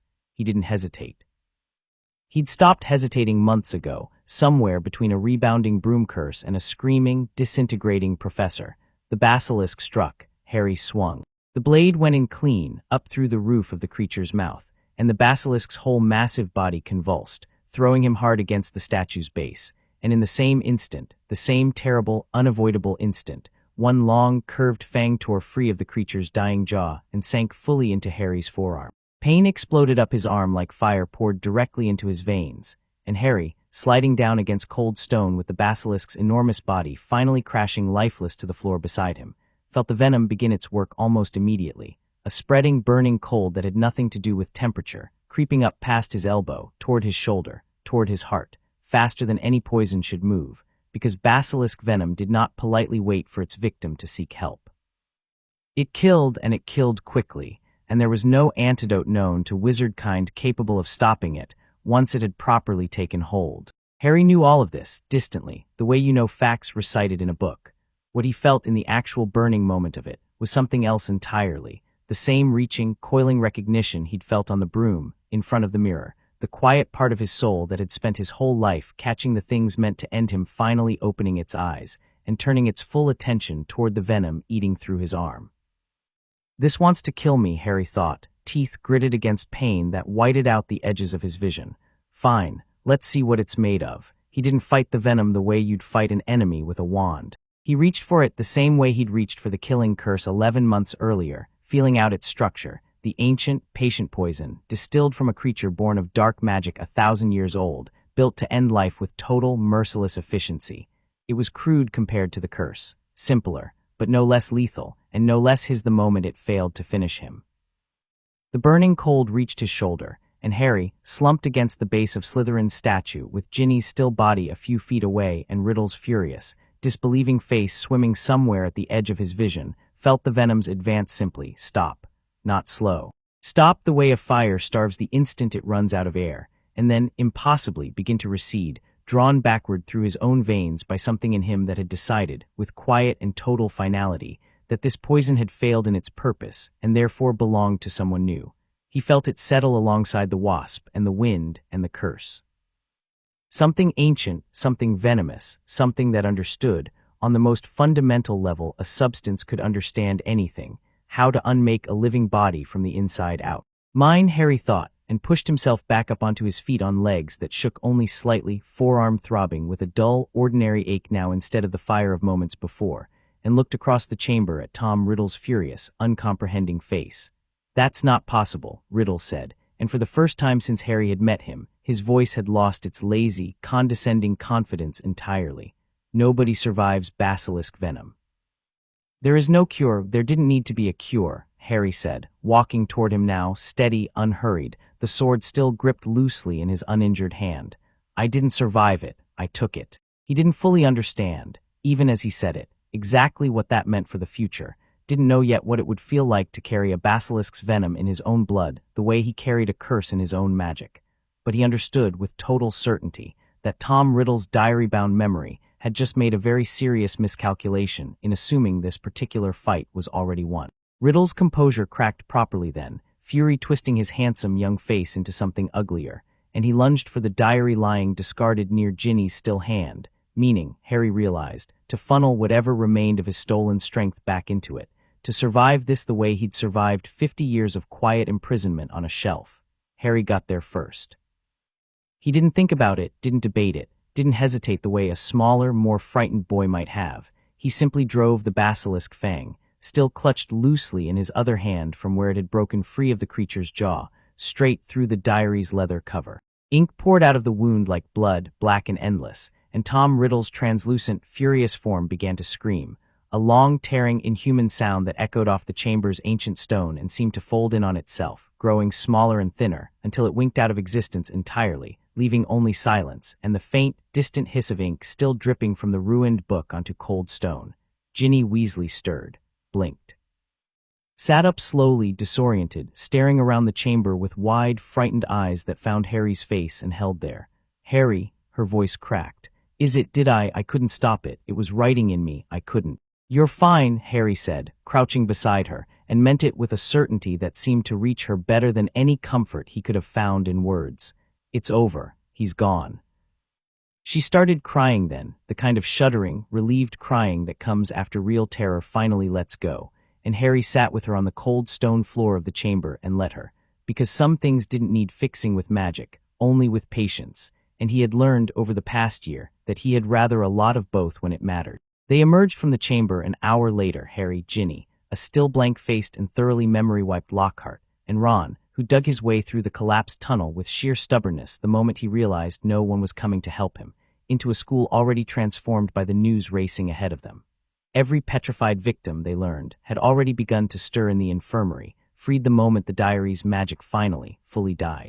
Dumbledore reinstated within the hour once the truth of Lucius Malfoy's involvement began to surface, listened to Harry's account of the whole affair with the same careful, unreadable expression he'd worn the year before, right up until Harry mentioned, almost as an afterthought, that the basilisk's fang had bitten him and that he'd simply taken care of it. "Taken care of it," Dumbledore repeated slowly. "I'm fine," Harry said. "Look." He rolled up his sleeve to show a clean, faint scar where the fang had struck, nothing more. Dumbledore studied the scar for a long moment, and then studied Harry's face for considerably longer, and said nothing further about it that night, though Harry noticed, and remembered, the particular weight of that silence. Lucius Malfoy arrived at the school the following morning to withdraw his son in a fit of theatrical outrage over the ministry's decision to investigate his own possible involvement in supplying the diary. And Harry, standing in the entrance hall with a freshly freed Dobby, released, permanently, from the Malfoy family's service via the elegant trick of a smuggled sock hidden inside an old, filthy boot, watched Lucius Malfoy's fury curdle into something far colder and more careful the moment his eyes found Harry's across the hall. "You," Lucius said, very quietly, "will regret this, Potter." "Maybe," Harry said. "But your family lost an elf, a diary, and a basilisk in 1 year, Mr. Malfoy, and I'm still here, so I'd say the regretting's running about even so far." Lucius Malfoy said nothing further. He simply looked at Harry for a long moment, a look that had lost, Harry noted with quiet satisfaction, every trace of the cold amusement it had worn the summer before, and swept out of the castle with his son in tow and Dobby, tea towel draped proudly over his small shoulders, cheerfully wishing them both a very bad day on their way out the door. Chapter 3. The Kiss That Failed. Aunt Marge had been visiting for exactly 4 days when she made the mistake of comparing Harry to a dog that ought to be put down, and Harry, 13 years old now, and considerably less inclined than he used to be to sit quietly through insults from people who had never once been kind to him, decided, quite deliberately, that he wasn't going to swallow it this time. "Something wrong with that boy," Aunt Marge said, swirling her third glass of brandy and eyeing Harry over the dinner table the way she might eye a stray that had wandered too close to the good furniture. "Delinquent stock, Vernon, I've said it before. Bad blood always comes out eventually. Look at that scowl on him." "I'm not scowling," Harry said. "I'm just listening to you. Don't you talk back to me, boy." "I'm not talking back. I'm agreeing there's something wrong in this house. I just don't think it's me." Uncle Vernon's face went the particular shade of puce that usually preceded shouting, and Aunt Marge's eyes bulged with outrage, and Harry, feeling the familiar hot coil of anger rising in his chest, the anger he'd spent years learning to smother because a smothered anger was safer than an exposed one, found himself, this time simply, not smothering it. He'd survived a killing curse and a basilisk's fang in the last 2 years alone. He was done being frightened of his own temper in front of people who'd never once earned the right to frighten him.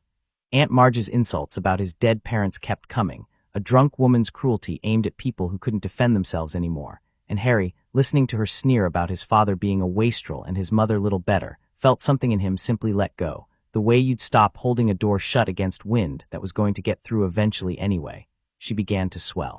It started at her fingertips, her rings biting suddenly too tight, and moved up her arms, and by the time Uncle Vernon noticed and started shouting, Aunt Marge was already the approximate size and shape of a zeppelin dressed in tweed, ascending gently but inexorably toward the dining room ceiling while shrieking in a voice gone thin and squeaky with panic. "Do something," Uncle Vernon bellowed at Harry, apoplectic, as his sister's enormous inflated bulk bumped against the light fixture. "I am doing something," Harry said calmly, standing up from the table. "I'm going upstairs to pack. I think it's time I left." He did not feel guilty about it. Not later that night, dragging his trunk out the front door while Uncle Vernon howled threats behind him that grew steadily less coherent, and not the next morning either, once the anger had properly cooled and left behind only a kind of tired clarity. He was not going to spend one more summer being smaller than the people trying to make him feel small. He'd earned the right, this last year especially, to stop pretending otherwise. The ministry, when the official warning finally caught up with him via a rather harried-looking owl, seemed remarkably uninterested in actually expelling him for it, a fact that struck Harry as odd at the time, and would strike him as considerably more significant a few weeks later, once he understood exactly why the Minister for Magic himself had personally intervened to smooth the whole business over. The leaky cauldron, when the night bus finally deposited him there in a manner that left his organs feeling thoroughly rearranged, turned out to be hosting Cornelius Fudge himself, the Minister for Magic in the flesh, standing in the doorway with an expression of such profound relief that Harry actually looked over his shoulder to check whether someone more important had arrived behind him. Harry, thank heavens, we were beginning to worry. Fudge ushered him inside with a warmth that felt entirely disproportionate to a boy who'd just committed a fairly serious act of underage magic in front of a muggle. "Now I've spoken with your aunt and uncle, and given the circumstances, the unfortunate provocation, shall we say, we've decided the ministry won't be pressing charges. We'll fix your aunt up in a jiffy, don't you worry about that." "That's thanks," Harry said, entirely thrown, and it was Tom the innkeeper, hovering nearby with a mop, who supplied the piece of context that made everything click into place. "Sirius Black," Tom said, in the hushed, delighted tone of a man relaying genuinely thrilling news. "Escaped from Azkaban, he did, first one ever to manage it, whole countries in an uproar. Who's Sirius Black?" The silence that followed told him he'd asked something enormous, and Fudge's explanation, delivered over a very good meal that Harry suspected was meant to soften the blow, filled in the rest. Sirius Black, convicted mass murderer, betrayer of James and Lily Potter, the man who had, according to every newspaper account of the last 12 years, sold the Potters' location to Voldemort himself, and then, cornered by an old friend named Peter Pettigrew who tried to bring him to justice, blown up an entire street and 13 muggles besides, laughing while oars dragged him away. He's been sentenced to Azkaban ever since, Fudge finished, mopping his forehead with a handkerchief despite the cool evening. First man to ever break out, We believe he may be coming after you, Harry. He was your parents' friend once, you understand, before he betrayed them, and there are whispers he's finishing what he started." Harry listened to all of it with his food going cold in front of him, and felt underneath the shock a small and stubborn flicker of doubt he couldn't fully explain. Not disbelief exactly, he had no reason yet to disbelieve any of it, but a wariness that had become instinctive over the last 2 years, a habit of not accepting the first tidy story he was handed, because the first tidy story had been wrong before. "You'll be safer here than anywhere," Fudge continued, oblivious. "We'll have Aurors watching the alley the whole month, and I've arranged extra protection for the Hogwarts Express and Dementors stationed at the school itself for your safety." "Dementors," Harry repeated, "at the school, around students. Purely precautionary, my boy. Nasty creatures, I grant you, but effective. Black won't get within a mile of that castle with them on guard." Harry didn't say what he was thinking, which was that stationing so leading monsters around a building full of children to guard against one escaped man seemed like a solution designed by someone who had never once considered what it might cost the children. But he filed the thought away in the same quiet, patient part of his mind where he kept all his most useful observations, and said nothing more about it that night. The Dementors found him before he ever reached the castle. The Hogwarts Express rattled north through a countryside gone suddenly gray and cold, rain lashing the windows, and somewhere around midday the train shuddered to an unscheduled halt, lights flickering, and the temperature in the compartment dropped so fast that frost bloomed across the inside of the glass in seconds. "What's happening?" Hermione whispered, wand already drawn, and Ron, pale, wide-eyed, muttered something about the train breaking down that neither of them believed for a second. The door slid open on its own, and a shape stood in the frame that Harry's mind refused at first to properly resolve into anything, tall, robed, faceless in the sense that whatever was under the hood wasn't a face at all, just darkness so complete it seemed to swallow the compartment's dim light. Cold radiated off it in waves. Harry felt his own breath go thin and useless in his chest, felt every good memory he owned suddenly seem very far away and very small. And underneath all of that, rising fast and unstoppable, he heard, for the first time in his conscious memory, a woman's voice screaming, and a man shouting something desperate and final, and green light behind his eyes even though his eyes were open. He didn't fall unconscious. Not quite. But the compartment tilted sideways violently, and the last thing he registered before the world went dark at the edges was a professor's voice, new, unfamiliar, oddly weary, snapping something short and sharp, and a silvery light flooding the compartment bright enough to burn through the darkness pressing in on all sides. He woke up on the seat with chocolate being pressed into his hand, and Ron and Hermione staring at him with matching expressions of barely contained panic. "You fainted," Ron said. "Properly fainted, mate. Scared the life out of us." "Eat," said the stranger crouched in front of him. Thin, shabby robes, prematurely gray hair, tired lines around his eyes that made him look older than he probably was. "It'll help. Dementors have that effect on people. Not to worry."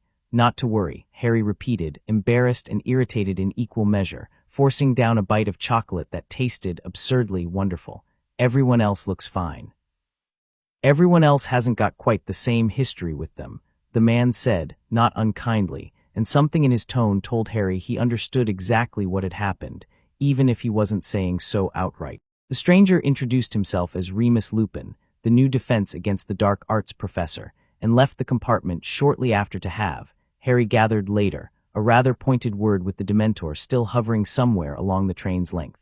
Harry sat with the chocolate melting in his fist and turned the whole thing over in his mind with a kind of quiet, clinical anger he hadn't expected to feel. He had faced down Voldemort himself, twice now, without flinching. He had stared into a basilisk's shed skin and walked toward it anyway, and a hooded creature with no face had knocked him flat with nothing but a feeling. "That's not right," he thought, chewing the chocolate slowly, feeling warmth creep back into his fingers. "That's a weakness. I don't like having weaknesses I don't understand." He decided, somewhere in that 10-minute train ride between Fainting and Hogsmeade Station, that he was going to learn exactly what a Dementor was, and exactly what it took from people, and exactly how to make sure it never took anything from him again. Draco Malfoy, predictably, made the entire castle aware of Harry's fainting spell within about 6 hours of arrival, embellishing it with cheerful cruelty at every opportunity. Did the big scary Dementor frighten poor Potter? Is he going to faint every time something looks at him funny? And Harry found, to his own mild surprise, that he genuinely didn't care. Being laughed at by Draco, Malfoy had stopped mattering to him sometime around the moment he'd watched the boy's father sweep out of Hogwarts the previous spring looking thoroughly beaten. It was hard to feel threatened by someone whose worst weapon was mockery, when you'd already survived considerably worse things trying to actually kill you. Ignore him, Hermione said anyway, loyal as ever. I am, Harry said and meant it. Professor Lupin's classes turned out to be the one bright spot in an otherwise grim start-to-term, practical, hands-on, genuinely useful in a way Quirrell's stammering lectures and Lockhart's self-congratulatory nonsense had never managed. Their third lesson brought a boggart into the classroom, shut inside an old wardrobe that rattled ominously with whatever shape-shifting horror waited inside, and Lupin lined the class up to take turns facing their own worst fear, one by one, transforming it into something laughable with the ridiculous charm. Ron's fear turned out to be a spider the size of a small car, which he dispatched into a spider on roller skates amid general hilarity. Hermione's was Professor McGonagall informing her she'd failed every single exam, transformed swiftly into McGonagall handing her a medal instead. Neville's was Snape, memorably redressed in his own grandmother's clothes to riotous laughter. When it came to Harry's turn, Lupin, who had been watching him carefully all lesson, Harry noticed, stepped in smoothly and took his place instead, sending Harry back to his seat with a murmured word that the boggart had likely picked up on the Dementor from the train, and it wasn't worth risking a repeat performance in front of the whole class. Harry let it happen that time, because arguing in front of everyone would have made a bigger scene than he wanted, but he cornered Lupin after class with a directness that made the professor's tired eyes crease with something like reluctant approval. You think my worst fear is a Dementor, Harry said. It wasn't a question. I think, Lupin said carefully, that most 13-year-olds' worst fear is something considerably smaller than what yours would show us, and I think that's not something you needed the whole class watching. I'm not scared of Voldemort, Harry said. I've met him twice. Both times he tried to kill me and both times he lost. Something in Lupin's face shifted, surprise, and beneath it, a careful, weighing curiosity. I believe you, he said slowly. Which is precisely why I suspect the boggart wouldn't show you him. Fear isn't always about the biggest monster in the room, Harry. Sometimes it's about the thing that makes you feel the most powerless. And from what I understand, Dementors are rather good at finding that particular button and pressing it. Harry didn't have a good answer to that, mostly because it was uncomfortably close to true, so he asked instead the question he'd actually come to ask. Can you teach me to fight them, properly, not just chocolate and a vanishing spell on a train? Lupin studied him for a long moment. The Patronus charm, he said finally, is advanced magic, Harry. Well beyond owl level, typically. Many fully qualified wizards can't produce one at all. I don't care how advanced it is. I didn't say I wouldn't teach you. A small, tired smile. I said it was advanced. Come to my office Thursday evening. We'll see what you're made of. What Lupin discovered over the following weeks was that Harry Potter was made of considerably more than either of them had expected. The theory came first, the Patronus as a projection of pure, positive feeling, powerful enough to physically repel a Dementor's aura of despair, requiring a memory so bright and so specific that it could anchor the caster against the creature's pull. Lupin conjured his own for demonstration, a great silvery wolf that paced the office throwing warm light across the shelves, and Harry watched it with a fascination that had nothing to do with fear and everything to do with the same quiet, hungry attention he brought to anything genuinely dangerous. Pick your happiest memory, Lupin instructed, and hold it. Not just remember it, feel it as completely as you can. Then say the incantation, Expecto Patronum. Harry's first attempts, using a captured boggart Lupin had transported into a spare classroom specifically for practice, produced nothing but a thin trickle of silvery mist before the creature's cold, despairing pull dragged the memory, his first time on a broom, hurtling through open sky, the purest joy he'd ever felt, right out of his grasp and left him gasping, one knee on the floor. Again, Lupin said, steady, patient, not unkind. The second attempt was better. The third produced a proper shield of light, holding the boggart-turned-Dementor at bay for nearly 10 seconds before it faltered. By the fifth attempt, something in Harry, the same quiet, cold part of him that had learned the shape of a killing curse in a single terrified heartbeat, began paying very close attention to the creature's cold, and instead of merely resisting it, started, almost without meaning to, studying it, the way he'd once studied a rebelling broomstick and a poisoned fang. Expecto Patronum. The silver light that burst from his wand this time didn't just push the Dementor boggart back. It hit it like a physical blow, driving it clean across the room to slam into the far wall, and for one startling second the shape flickering at the edge of the light almost resolved into something solid, antlers, Harry would swear later, though Lupin insisted afterward that he hadn't seen anything so defined. Good heavens, Lupin said, staring at him. That's Harry, that's remarkably strong for a first month of practice. Most students take considerably longer to manage even a shield of that strength. I want to be able to do it without thinking, Harry said, chest heaving, sweat cooling on his skin despite the room's chill, not just defend against them. I want to be able to make them leave, permanently. Lupin's expression, watching him, held something Harry couldn't quite name, respect certainly, but also a wariness that hadn't been there before, the same careful recalculation he'd seen cross Lucius Malfoy's face the year before. The look of an adult realizing a child in front of them was rather more than they'd bargained for. One thing at a time, Lupin said, but he was smiling as he said it. The Buckbeak trial simmered through the autumn term like a slow, unfair fire, and Harry, visiting Hagrid's cabin regularly with Ron and Hermione, watching their enormous, gentle friend grow steadily more despondent about the Hippogriff's fate, found his opinion of the Ministry's competence dropping fast in tandem. Draco Malfoy had provoked Buckbeak deliberately. Everyone who'd been in that first care of magical creatures lesson knew it, and had gotten precisely the shallow scratch he deserved for ignoring Hagrid's clear instructions about bowing properly to the animal first. But Lucius Malfoy, smelling opportunity the way sharks smell blood, had turned his son's minor injury into a full Ministry case demanding the creature's execution, and the Committee for the Disposal of Dangerous Creatures had scheduled a hearing that everyone, including Hagrid, already knew was rigged from the start. He's going to lose, Hermione said grimly, poring over precedent cases in the library with the same ferocity she'd once applied to polyjuice potion research. The committees stacked against him. Lucius Malfoy's already spoken to half of them personally. Then we find a way to unstack it, Harry said. It's the law, Harry, you can't just... I'm not talking about breaking the law. I'm talking about making it inconvenient for Malfoy to keep bending it.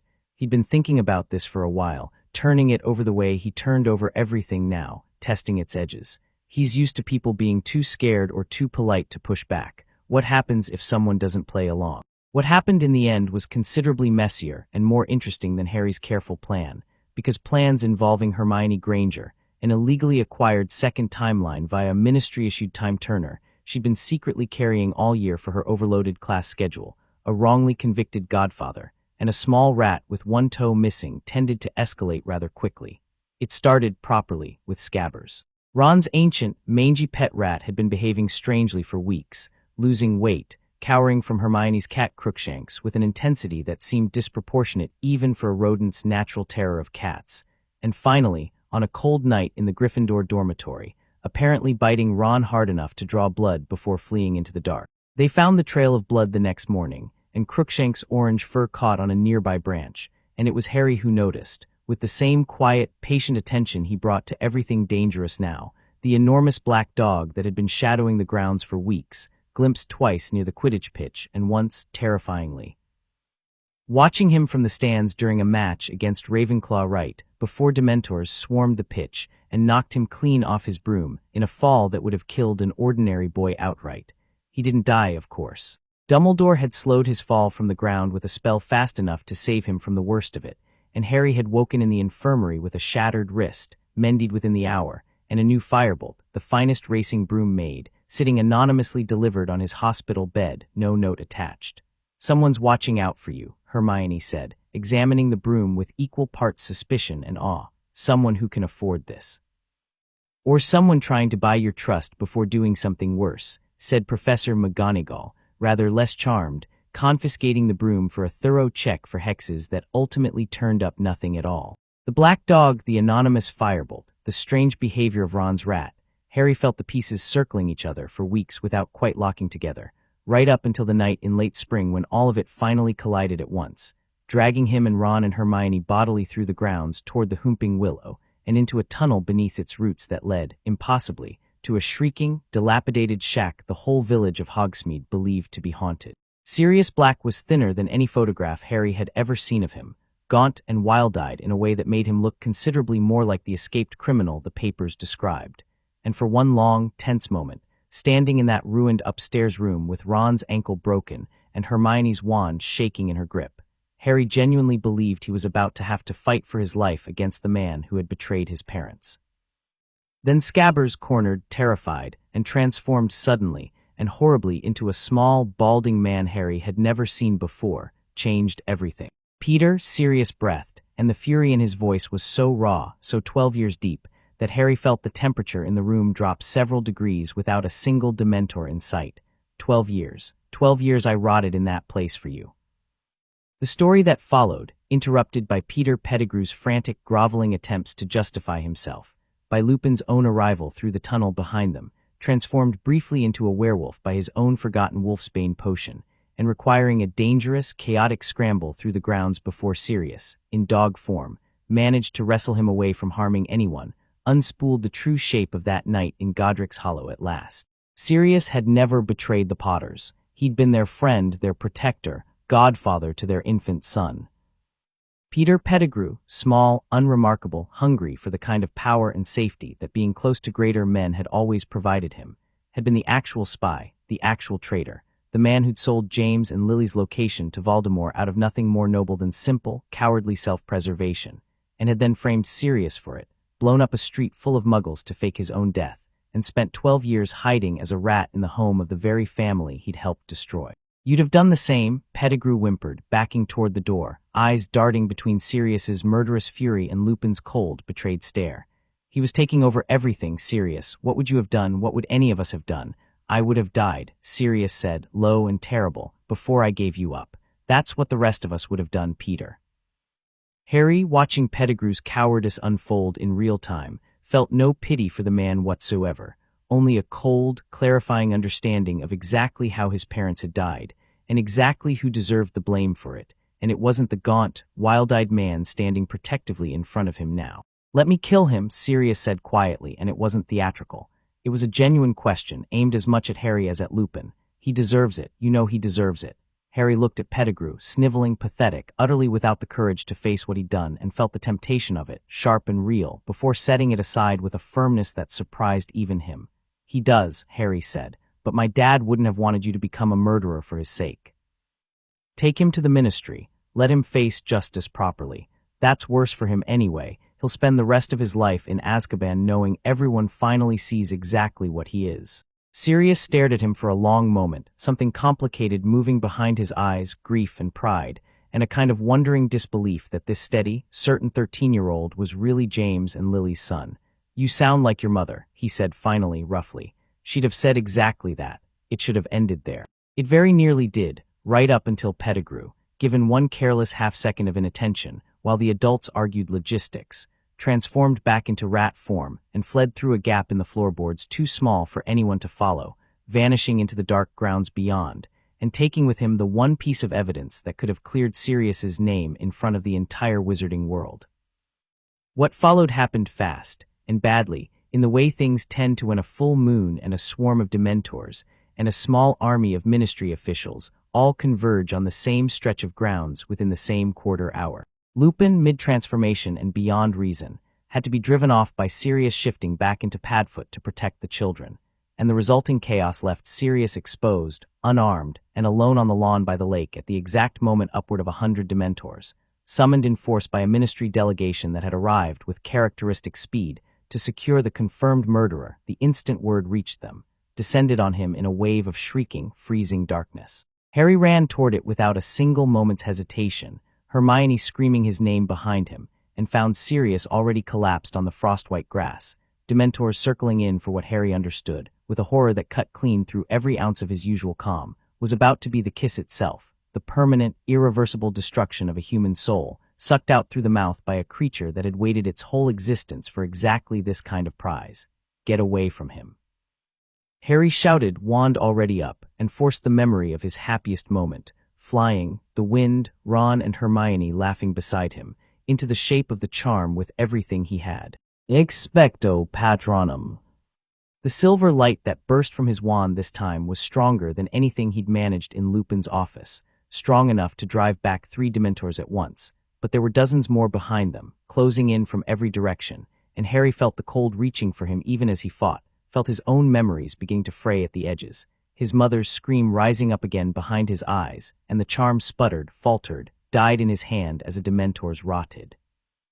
Gaping mouth descended toward his own upturned face. He did not black out cleanly, the way he had on the train. He felt every second of it, felt the cold press down over him like drowning, felt the creature's hood tip back to reveal the ruined, hungry darkness beneath, felt it leaning close enough that its breath, if it could be called breath, rattled ice-cold against his skin, and understood with a strange, distant clarity even as his own consciousness began to gray out entirely, that this was the moment. This was the spell that could actually finish what a green light in Godric's hollow, and a diary in a chamber, and a basilisk's fang in a corridor, had all, in their own ways, failed to do. "It wants my soul," Harry thought, the words arriving slow and heavy through a fog that was swallowing everything else. "Not my body, my soul."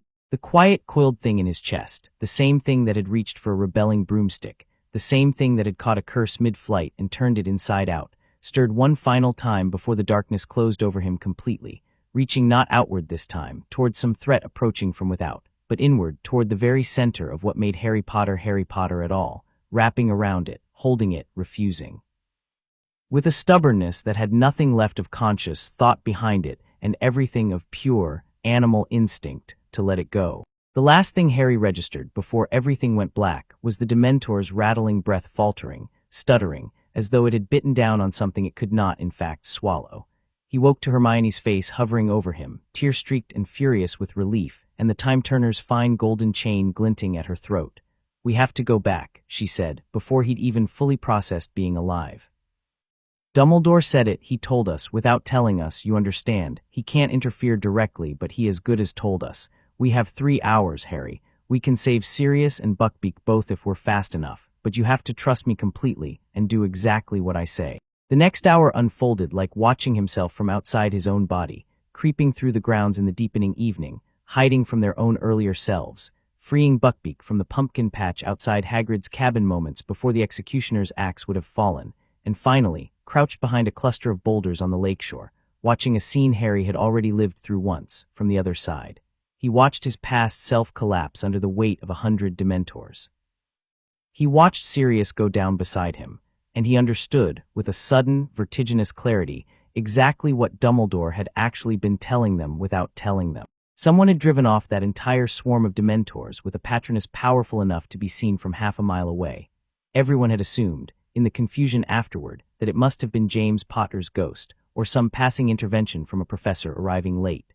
Harry had assumed it himself, right up until this exact moment, crouched in the dark watching his own unconscious body sprawled on the frost, and realizing that there was no one else left standing on that shore who could have done it. "It has to be me," he said quietly. "Harry, it's not a guess, Hermione, there's no one else here. It was always going to be me." He stood, wand already rising, feeling something settle into place inside him with the particular, cold calm he only ever felt at the exact center of real danger. "I already know I can do it. I've already seen it work." He stepped out from behind the boulders, raised his wand toward the swarming, shrieking mass of Dementors closing in around his own unconscious body and Sirius's collapsed form, and this time, casting the charm with the full, absolute certainty of a boy who had already lived through the memory of surviving this exact moment, he did not reach merely for his happiest recollection. He reached for all of it, the flying, the laughter of friends who'd chosen him, not out of fear or fame, but because he'd earned it. The quiet, coiled certainty inside his own chest that had caught a killing curse mid-flight and turned it back on its caster, had drawn basilisk venom out of his own blood and claimed it, had refused, moments ago, in a version of tonight he could still feel in his bones, to let a Dementor take his soul even while every ordinary part of him had already gone dark. EXBCTOPATRONUM. The light that erupted from his wand this time was not silver mist, not even the strong, solid shield he'd managed in Lupin's office. It came out of him like a sun rising, blinding and vast, and resolved, fully, unmistakably, hooves striking sparks off the frosted grass, into an enormous silver stag, antlers catching the moonlight, that charged the entire swarm of Dementors in a single, unstoppable wave. They didn't merely retreat. They fled, dozens of them, screaming that thin, rattling shriek, scattering across the black water and up into the night sky in a panic that Harry felt, distantly, with a satisfaction that startled him with its own intensity. He had felt Dementors take something from him twice now. This time he understood without needing anyone to explain it to him. He had taken something from them, a fraction of whatever cold, hungry power let them feed on despair in the first place, folded now into the same quiet, coiled place inside him where a curse and a venom already lived, patient, waiting, entirely his. The stag paced once around the shoreline, silver and enormous and utterly calm, and then turned its great head toward Harry, toward the version of himself standing there in the dark, having just watched his own miracle unfold from the outside, and for one impossible, breathless moment, Harry could have sworn it looked directly at him with something that felt absurdly like recognition, before it faded slowly back into the night. "That was you," Hermione whispered, staring at him wide-eyed. "The whole time it was you, from the future, and you knew, and you—" "I didn't know until I saw it," Harry said, lowering his wand, his whole body humming with something that wasn't quite exhaustion and wasn't quite exhilaration but sat somewhere thrillingly between the two. "But once I saw it, I knew I could do it. That's usually how it works with me." They got serious onto Buckbeak's back before the Dementors regrouped, before the Ministry delegation could arrive to find their prize escaped, and Harry stood on the shore in the last gray light before full dark, watching his godfather soar away into freedom on the back of a hippogriff that had technically been sentenced to death that very afternoon, and felt something in his chest that he hadn't expected, not triumph, not even relief, but something quieter and steadier. Family. Or the shape of it, anyway, finally within reach after 13 years of near misses. Cornelius Fudge's fury the following morning, upon learning that both the murderer Sirius Black and the condemned hippogriff had somehow vanished entirely under his own nose, was matched only by the cold, clipped displeasure of Rufus Scrimgeour, head of the Department of Magical Law Enforcement, who arrived personally to interview every witness with the flat, methodical thoroughness of a man who did not believe in coincidence and liked accidents even less. "You're telling me," Scrimgeour said, fixing Harry with a hard, weighing stare across Dumbledore's office, "that a hippogriff scheduled for execution and a convicted murderer both simply disappeared at the exact same hour from the exact same stretch of grounds, and you know nothing whatsoever about how that might have happened?" "I was unconscious for most of it," Harry said, entirely truthfully, and let the man read whatever he liked into the flat, unbothered way he said it. "Convenient. I nearly had my soul sucked out by 100 Dementors your ministry sent to guard a school full of children," Harry said, and something in his voice made even Scrimgeour's hard, professional composure flicker. "I'd call that considerably less convenient than you're making it sound." Scrimgeour studied him for a long moment, the same cold, careful recalculation Harry had watched cross Lucius Malfoy's face, cross Fudge's, cross half the adults who'd underestimated him over the last 2 years, and said nothing further about it, though he made a note, quite visibly, in a small leather book before sweeping out of the office without another word. Dumbledore, once the door had closed, regarded Harry over the top of his glasses with an expression that mixed something like pride with something considerably more careful. "You produced a Patronus tonight," he said, "capable of driving off over 100 Dementors at once. That is, without exaggeration, one of the most powerful pieces of defensive magic I have witnessed in my lifetime, Harry, and you are 13 years old." "I had a good teacher," Harry said, "and a good reason." "You will need both, I suspect, considerably more often before this is over." Dumbledore's blue eyes held his for a long moment, weighing something Harry couldn't quite read. "Lord Voldemort will hear of this, eventually, whatever remains of him, wherever he currently hides. A 13-year-old boy who can command Dementors themselves into retreat is not a piece of news that stays quiet for long." "Good," Harry said, and meant it exactly as much as he had the year before, standing in the same office after Quirrell's death. "Let him hear it. I'd rather he's worried about me than the other way round." Dumbledore's mouth curved, very faintly, into something that might almost have been a smile, though his eyes stayed grave. "I do not doubt that you would," he said quietly. "I only hope, Harry, that the day never comes when you need every last piece of what you've claimed for yourself, all at once, to survive what's coming." Harry didn't answer that, because he didn't yet know how right the old man was going to turn out to be. But he thought about it that night, lying in his four-poster with Ron's snores rumbling steady across the room, and reached inward, the way he always did now, checking his own inventory the way another boy might check the contents of his pockets, and felt, alongside the wasp and the wind and the curse and the venom, something new and vast and silver settle into place, patient, waiting, entirely his own. Chapter 4, Fire and Blood. The Quidditch World Cup final drew more wizards into one place than Harry had ever seen in his life, tents stretching across the moor as far as the eye could see, some so obviously magical they had chimneys and porches, and in one memorable case, a small topiary garden, all crammed together under a spell of mutual, determined ignorance that most Muggle campers a mile away seemed entirely convinced was just an unusually large gathering of eccentric campers. "Ireland's going to win," Ron said, for the 40th time, lounging in the top box that Mr. Weasley's ministry connections had somehow secured for the entire family plus Harry and Hermione. 7 chasers, Harry, 7, and their seekers rubbish, but it won't matter. Crumb will still catch the snitch, Harry said. Ireland wins on points, Bulgaria wins on style. Everyone goes home happy except the bookies. It played out almost exactly that way. Victor Crumb diving through a chaos of Vila dancers and enraged leprechauns, and a full-contact brawl of a match that left half the stadium in stitches and the other half nursing bruises, snatching the snitch from thin air even as his own team lost by 160 points. Because pride, Harry decided, watching the Bulgarian seeker land with blood streaming from his broken nose and a grim, satisfied look on his face. Mattered rather more to some people than winning. It was the loveliest night Harry could remember having in years. It ended, 4 hours later, in fire and screaming. He woke to Mr. Weasley's urgent voice cutting through the canvas of their tent, low and tight in a way that made every hair on Harry's arms rise before his conscious mind had even processed the words. Get up. Now. Wands, leave everything else, just get out. Outside, the campsite had turned into chaos. A crowd of masked figures, 12, 20, more, moved through the tents in a loose, marching formation, wands raised, and above them, suspended in the smoke-thick air by some jeering, casual magic, 4 struggling figures hung upside down. A Muggle family, Harry realized with a lurch of genuine fury, the campsite owners, spinning slowly overhead like grotesque puppets while the crowd below laughed and cheered. Death Eaters, Hermione breathed, white-faced, as they scrambled through the trees with hundreds of other terrified families. Harry had never seen the term applied to living people before, only read it in books, in Hermione's careful historical accounts of the last war, men and women who had once served Voldemort directly, sworn to him, tortured and killed in his name, and had mostly escaped justice afterward by claiming, with varying degrees of believability, that they'd been under some kind of curse the whole time.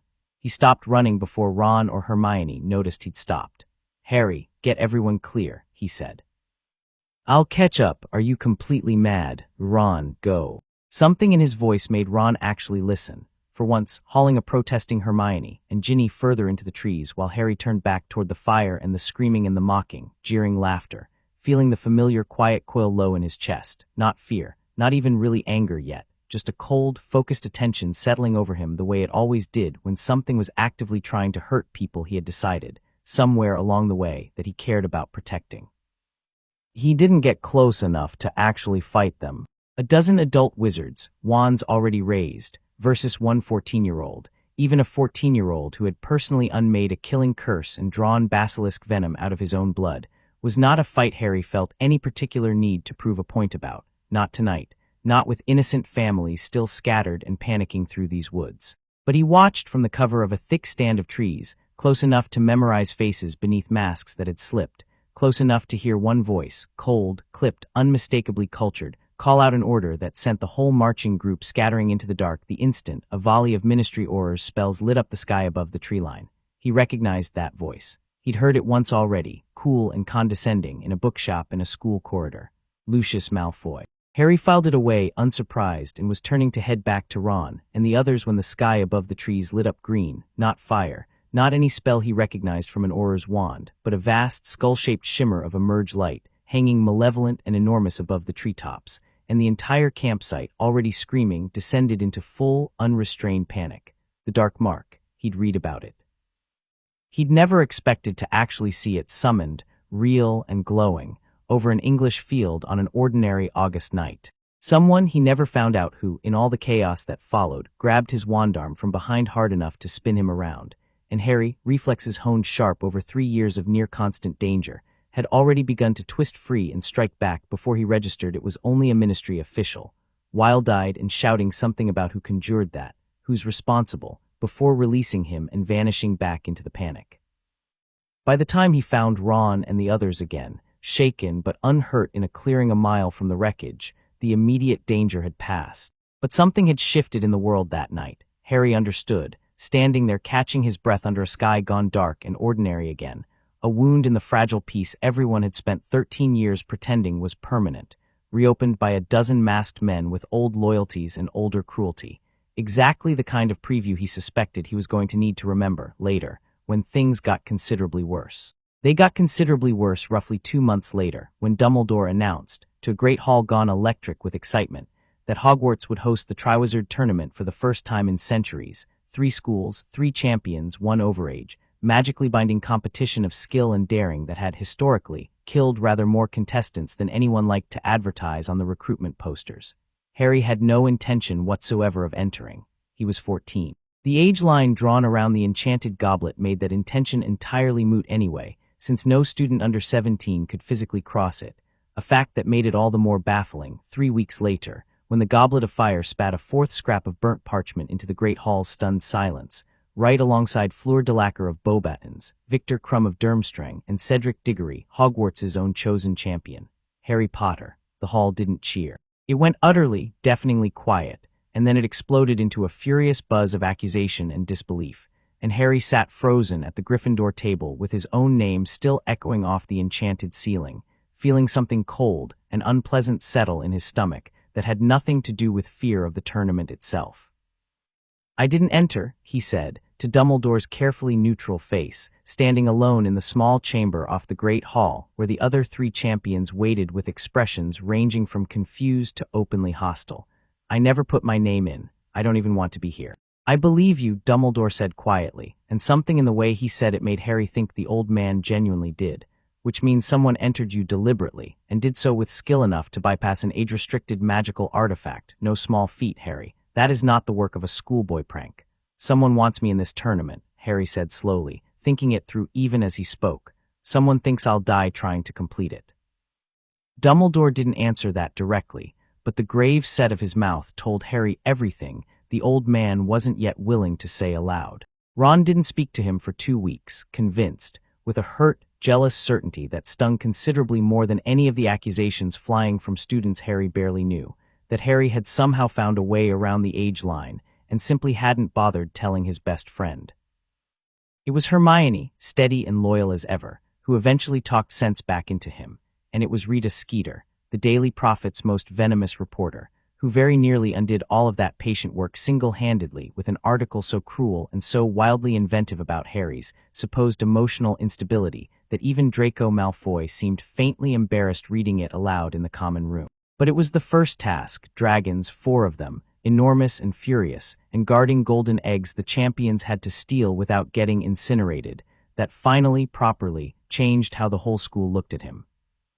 Harry drew the Hungarian horntail, the fiercest of the 4, and stood at the edge of the enclosure watching it rear back on its hind legs, wings spread wide enough to blot out the stands behind it, jets of orange flame roaring past close enough to singe his eyebrows, and felt, underneath the adrenaline, the same familiar cold, patient stillness settle over him that had carried him through a basilisk and 100 dementors. He summoned his firebolt with a whispered charm and took to the air the instant the whistle blew, and the crowd's gasps turned quickly into something closer to a roar as he wove, and dove around the enormous beast with a speed and precision that made even the horntail's furious attention start to blur and lag, drawing it further and further from the nest with feints so quick and so confident that by the time he finally swooped low, snatched the golden egg from beneath its very claws, and pulled up hard into a victory roll that sent his broom skimming inches above the packed dirt, the whole stadium was on its feet.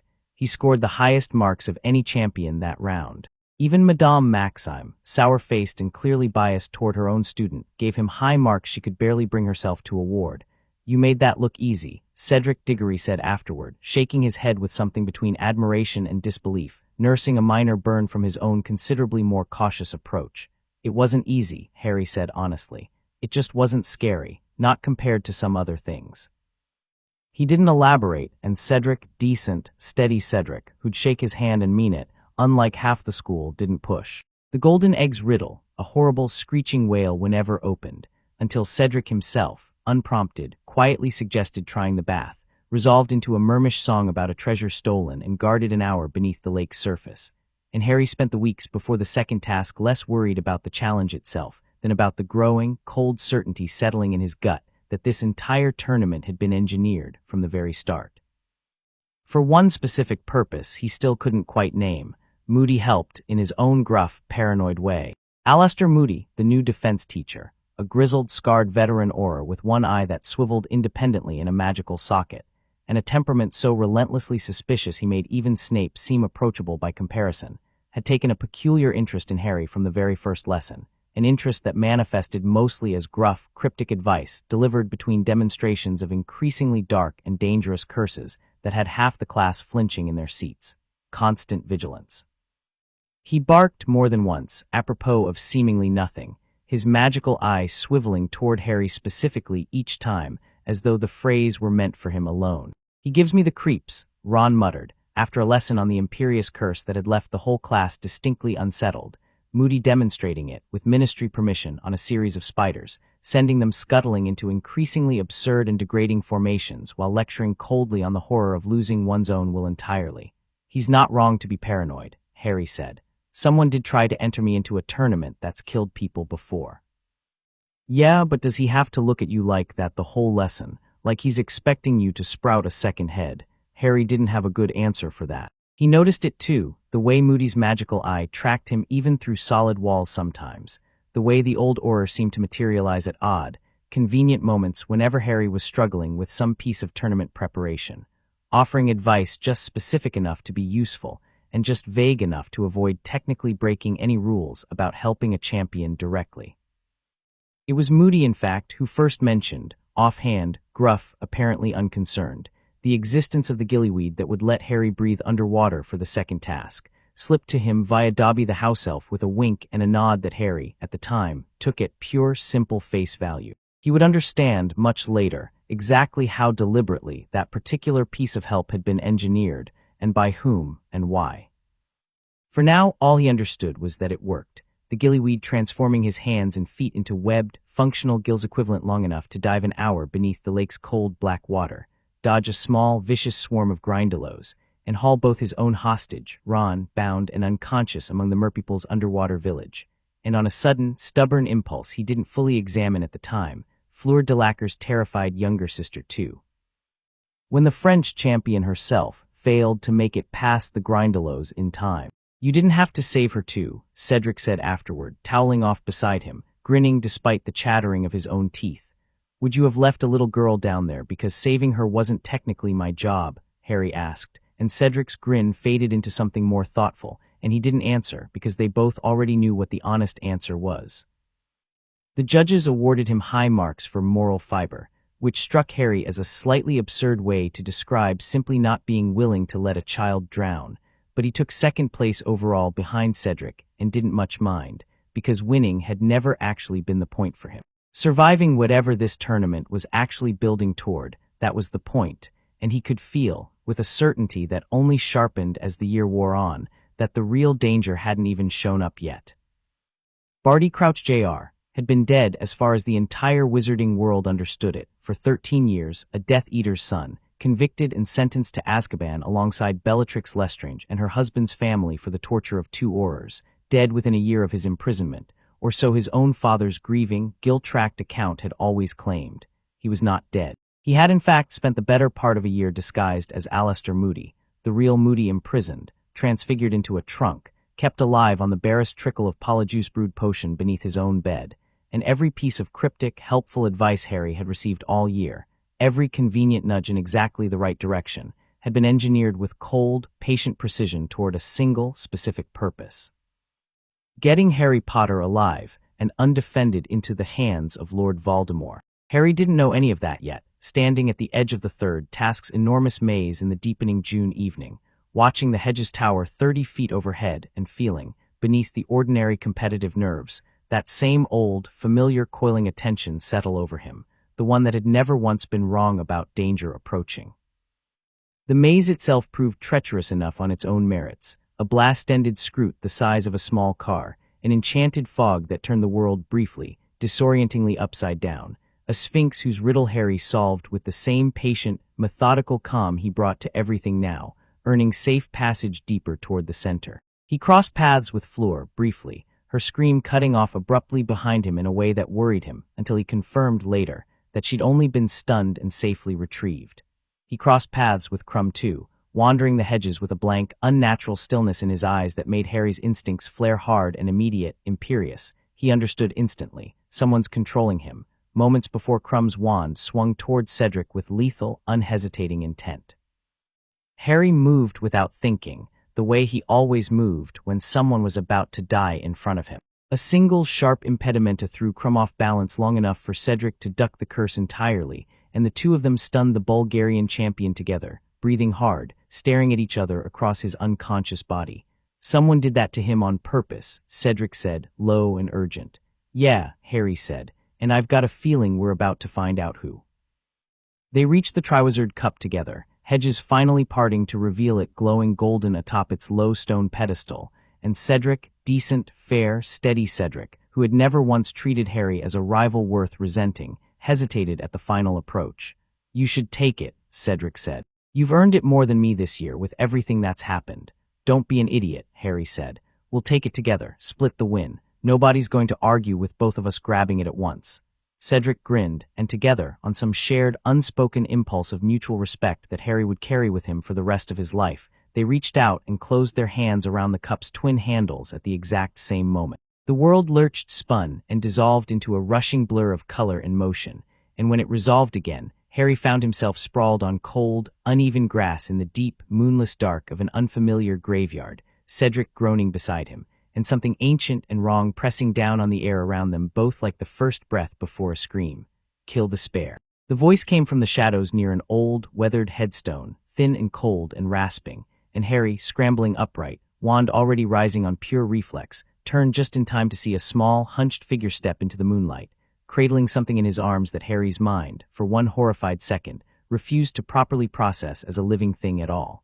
The green light took Cedric before Harry could do anything to stop it. One instant his fellow champion was climbing to his feet beside him, confused and wary. The next he simply folded, collapsed, dead before he even hit the ground, his eyes staring up at a moonless sky with the particular terrible blankness that Harry had never seen up close before, and knew, instantly, with a cold and total certainty, that he would never forget.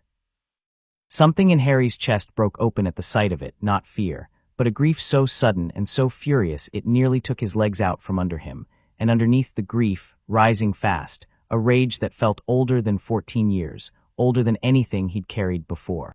"You," Harry said, and his voice came out flat and terrible in the graveyard's silence, turning toward the small, hunched figure, who was already dragging him bodily toward an ancient stone cauldron, sitting steaming and vast at the edge of a nearby grave. "Just killed him for absolutely nothing." "Bind him," rasped the thing in the man's arms, and Harry recognized, in the same instant that rope shot from the man's wand and snapped tight around his own body, exactly whose voice this was, the same cold, hissing rasp he'd heard once before, torn free of a dying Quirrell's collapsing body, fleeing through solid stone. Voldemort, or what's left of him. He didn't struggle against the ropes, not yet. Some cold, patient part of him understood that struggling now, before he understood exactly what was about to happen, would only waste energy he might need considerably more of very soon. He watched instead, bound and helpless against the ancient headstone, as the small man, Peter Pettigrew, he realized with a fresh jolt of fury. Of course it was Pettigrew, still alive, still serving the very master who'd ruined his whole family, carried out a ritual with the calm, terrible precision of a man following instructions he'd rehearsed 1,000 times in his own head. Bone of the father, taken without consent. Flesh of the servant, willingly given. Pettigrew's own scream tearing through the graveyard as he severed his hand at the wrist and dropped it, steaming, into the cauldron's black depths. Blood of the enemy, forcibly taken, and here Pettigrew turned toward Harry with a small, cruel silver blade, and Harry felt the shallow cut open across his arm, felt his own blood drip hissing into the potion below, and understood, distantly, through the pain and the fury both, that whatever emerged from that cauldron now would carry a piece of him inside it forever. The thing that rose from the cauldron a moment later was not the ruined, barely human wisp Harry had glimpsed once before in Quirrell's collapsing form. It was tall, whole, skeletally thin still, pale as bone, with slitted crimson eyes and a face that had never once in this new incarnation learned to look remotely human, but it stood and breathed and spoke in a voice grown suddenly, horribly stronger. "Robe me," Voldemort said, and Pettigrew, sobbing, one arm ending in a raw and ruined stump, obeyed with trembling hands. The Dark Lord surveyed his own restored body with something almost like satisfaction, flexing long, spidery fingers, and then turned his attention, fully and for the first time, on the bound and bleeding boy watching him with a cold, steady fury that had nothing of fear in it at all. "Harry Potter," Voldemort said softly, circling him slowly, savoring the moment with an obvious, patient relish. Standing on the very spot where my father lies buried, a muggle unworthy fool, though useful enough for this. Do you understand yet what is about to happen here? You're going to try to kill me, Harry said flatly. Again, third time if we're counting. I lost track after the diary and the Dementors, honestly. Something flickered across Voldemort's ruined face, not quite anger, closer to genuine, offended surprise, the look of a man who had expected trembling and received instead an inventory. You mock me, Voldemort said, and his voice had gone very quiet, very cold. Bound, bleeding, alone in a graveyard with only a dead boy and a coward for company, and still you mock me. I'm not mocking you, Harry said. I'm just not scared of you. There's a difference. More Death Eaters were arriving now, apparating in one by one into the graveyard's dark in a widening circle around them, Lucius Malfoy among them, Harry noted, along with a woman with wild, dark hair and a mad, hungry gleam in her eyes that Harry would later learn belonged to Bellatrix Lestrange, and a dozen others besides, kneeling in a loose ring, wands raised in something between fear and reverent awe as their master addressed them, one by one. With cold contempt for their years of cowardice and hiding, Harry listened to the whole speech, Voldemort's account of his own long exile, his patient rebuilding, his contempt for the Ministry's willful blindness, with the same quiet, watchful attention he'd once given a rebelling broomstick, and felt underneath it the familiar coiling stillness settle fully into place. He understood without needing to be told exactly what was coming. Release him, Voldemort said finally, and Pettigrew, trembling, cut the ropes away. I find I want him free for this. I find, he continued, circling Harry with obvious relish, that I want him to run, to try, to believe for one final moment that there might be some way out of this, before I finally, properly, correct the one mistake of my entire existence. I'm not going to run, Harry said, standing, rubbing the shallow cut on his arm without any particular urgency, and you're not going to correct anything. You're going to fail again. Third time's the charm, apparently, except it isn't, because you keep picking the same charm. You dare. I dare because I've already survived this twice, Harry said, and his voice had gone flat and hard, the voice of someone who had stopped performing courage a long time ago because he simply no longer needed to fake it. Your curse hit me once before when I was 1 year old and it didn't kill me, it left something behind. Something that's been growing this whole time, every single time someone's tried to finish what you started. A broom that tried to throw me off 100 feet in the air. A basilisk's venom straight into my blood, 100 Dementors trying to eat my soul whole. Every single time, whatever's supposed to kill me just becomes mine instead. I don't know why. I stopped asking why a while ago. I just know it's true, and I know it's about to happen again. The graveyard had gone utterly, deathly silent. Even Voldemort's circling steps had stopped. You're bluffing, Voldemort said, but something in his voice, thin, brittle, the first real crack Harry had ever heard in it, suggested he wasn't entirely certain of that himself. Cast it and find out, Harry said. I'm not running, I'm not begging. I'm just going to stand here, and you're going to try, and then we'll both know for certain. For one long moment, nothing happened. Bellatrix Lestrange laughed, a high, delighted, unhinged sound that cut through the tension like a blade, and several of the other Death Eaters shifted uneasily, glancing between their master's still, unreadable face and the 14-year-old boy standing utterly calm at the center of their circle.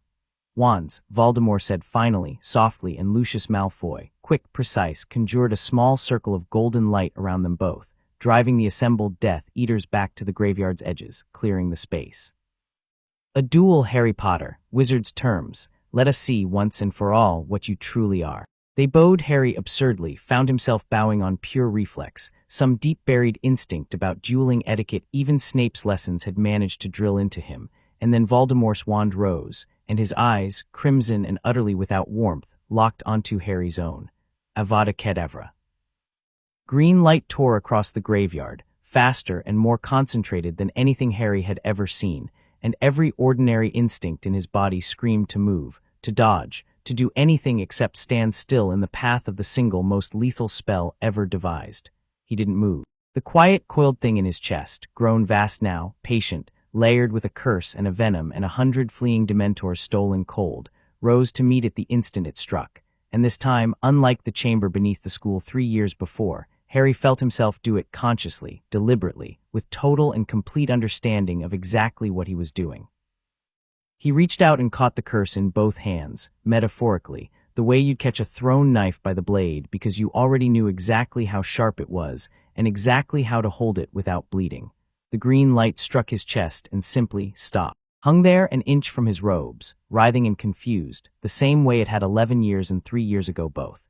And Harry, standing perfectly still at the center of a golden dueling circle with a dozen Death Eaters staring in open horror, felt the curse's entire structure lay itself bare before him one final time. Not new this time, not shocking, but familiar, the way an old friend's face is familiar. And he understood with total, unshakable certainty exactly what came next. He didn't just let the curse fold back and strike its caster this time. He rewrote it mid-flight, consciously shaping the ancient, hateful magic into something new even as it hung suspended between them. Not merely a redirected Avada Kedavra, but something layered now with everything else he'd claimed over the years. Curse and venom and stolen cold all woven together into a single, blinding lance of green-white light that surged forward faster than Voldemort's own eyes could track. Voldemort's expression, in the half-second before it struck, was the first genuine fear Harry had ever seen on that ruined face. The Dark Lord vanished.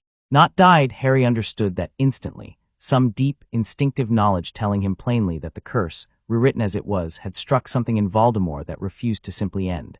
Some anchor holding his soul to the world that Harry didn't yet fully understand.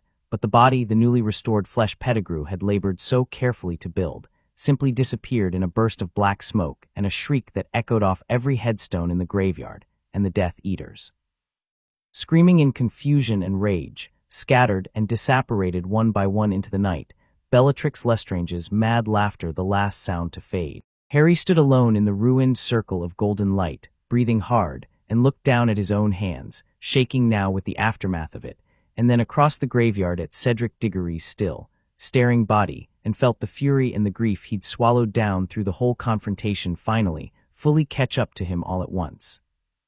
He grabbed the Triwizard Cup, the only way home, he understood distantly, and Cedric's body both, and activated the portkey with a hand that trembled for the first time all night, not from fear of what he'd just survived, but from the simple, human weight of what he hadn't been able to save. The Hogwarts grounds erupted into cheering the instant the cup deposited them back near the maze's entrance. Hundreds of voices celebrating a triumphant return before a single person had properly registered who Harry was still clutching in his other arm.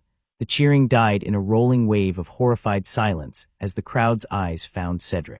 Amos Diggory's scream, when it came, tore through the stunned crowd like something physical, and Harry, kneeling on the grass beside the body of a boy who had shared a cup's victory with him not 20 minutes earlier, who had never once treated him with anything but decency, found he had no words at all to offer the man, only the terrible, simple truth. "He's dead," Harry said when Dumbledore reached him, kneeling beside them both, his ancient face gone grave and gray in the torchlight. "Voldemort's back. He killed Cedric the second we landed, didn't even hesitate, didn't even care. He's back and it's real, and I need everyone to believe me this time." Cornelius Fudge, arriving moments later amid the chaos, took one look at the scene, a dead champion, a hysterical father, and a 14-year-old boy claiming the return of the single most feared dark wizard in a century, and made in that single terrible moment a choice that would cost the wizarding world considerably more than he could possibly have understood. "That's simply not possible," Fudge said, backing away, his face pale and sweating despite the cool night air. Lord Voldemort destroyed, gone for 13 years, the boys clearly in shock, distressed. "We mustn't leap too." "I fought him," Harry said, and his voice cracked across the assembled crowd with a hard, cold clarity that silenced even Fudge's babbling. "I dueled him myself, wand to wand, in a graveyard not 20 minutes ago. I turned his own killing curse back on him and made him run. You can believe me or you can bury your head in the sand, Minister, but either way, he's back, and burying your head isn't going to make that any less true." The silence that followed stretched long enough that Harry could hear his own heartbeat, and it was Moody, the real Moody's face, though none of them knew it yet, worn like a mask over Barty Crouch Jr.'s own, who broke it, stepping forward with a gruff, urgent insistence that Harry take himself off to his office at once, away from the crowd, to properly recount every detail while it was still fresh. Harry went with him without hesitation, exhausted and grieving and still bleeding faintly from the cut on his arm, and it was only 20 minutes later, sitting in Moody's dim, cluttered office while the man's magical eye fixed on him with an intensity that had gone from unsettling to genuinely alarming, that Harry felt the quiet, cold thing in his chest stir one final time that night, not toward an incoming curse this time, but toward something wrong. Some deep and instinctive recognition that the man across from him was not who he claimed to be at all. "You're not Moody," Harry said quietly, even as the man's wand rose toward him, a slow, cold smile spreading across a face that had spent the whole year lying to everyone in the school. "No, Barty Crouch Jr. agreed almost fondly. "I'm not. But you'll forgive me, Harry. I do think it's rather too late for that particular realization to help you very much." He was wrong about that too, though it took the crashing arrival of Dumbledore, Snape, and McGonagall, alerted by some instinct or some warning Harry never fully learned the source of, bursting through the office door before Crouch's curse could fully form, to prove it. Crouch went down hard, stunned mid-spell, and the Veritaserum administered an hour later, in the harsh light of a ministry interrogation, unspooled the whole sordid truth of the year's deception in a flat, drugged monotone that left even Dumbledore's careful composure visibly shaken. Cornelius Fudge, informed of everything, the imposter aura, the year-long conspiracy, the confirmed, undeniable return of Lord Voldemort himself, chose in the end to believe none of it, ordering Crouch's soul kissed by a summoned Dementor before a single further question could be asked, and walking away from Hogwarts that same night still insisting, to anyone who would listen, that the whole affair had been some tragic, isolated madness with nothing whatsoever to do with the Dark Lord's return. Harry stood at the edge of the grounds 2 days later, at Cedric Diggory's memorial service, watching hundreds of students weep for a boy who had died simply for being in the wrong place at the wrong moment, and felt the last of his own childhood settle quietly, permanently, into the same coiled, patient place inside his chest where every other terrible thing had gone to become something new. He was not afraid of Voldemort. He had never been afraid of Voldemort, not once, not even standing bound and bleeding in that graveyard. But watching Cedric's parents collapse into each other's arms beside a coffin, their son had no earthly reason to be lying in, Harry understood, with a clarity that would carry him through everything still to come, exactly what he was actually fighting for now, not survival, not even victory, but the simple, stubborn refusal to let one more person die because the people meant to protect them had been too afraid, or too proud, or too comfortable to believe the truth staring them directly in the face. "He's back," Harry thought, watching the coffin lower slowly into the earth, "and this time I'm not going to wait for anyone else to admit it." Chapter 5, The Order and the Prophecy. The Dementors came for Harry and Dudley Dursley on a warm evening in early August, gliding low over a dark, deserted alley off Magnolia Crescent, while Dudley complained, loudly and at length, about the unfairness of having to walk anywhere at all. Harry felt the temperature drop before he saw them, that same bone-deep cold he remembered from the Hogwarts Express 3 years earlier, except this time there was no answering flicker of fear underneath it, only a familiar, sharpening attention, the quiet coil in his chest sitting up and taking notice the way it always did when something dangerous crossed his path. "Something's wrong," he said, grabbing Dudley's sleeve. "Get off." The first Dementor dropped out of the darkness directly in front of them, and Dudley, to his credit, actually managed to throw a punch at it before his fist passed straight through robes that held nothing solid at all, and the creature's hood tipped back to reveal that ruined, gaping absence beneath, and Dudley folded to the ground like his strings had been cut, moaning, his breath fogging white in air gone suddenly, savagely cold. "Oi," Harry said, wand already up, utterly unbothered. "You've got the wrong alley." "Expecto Patronum."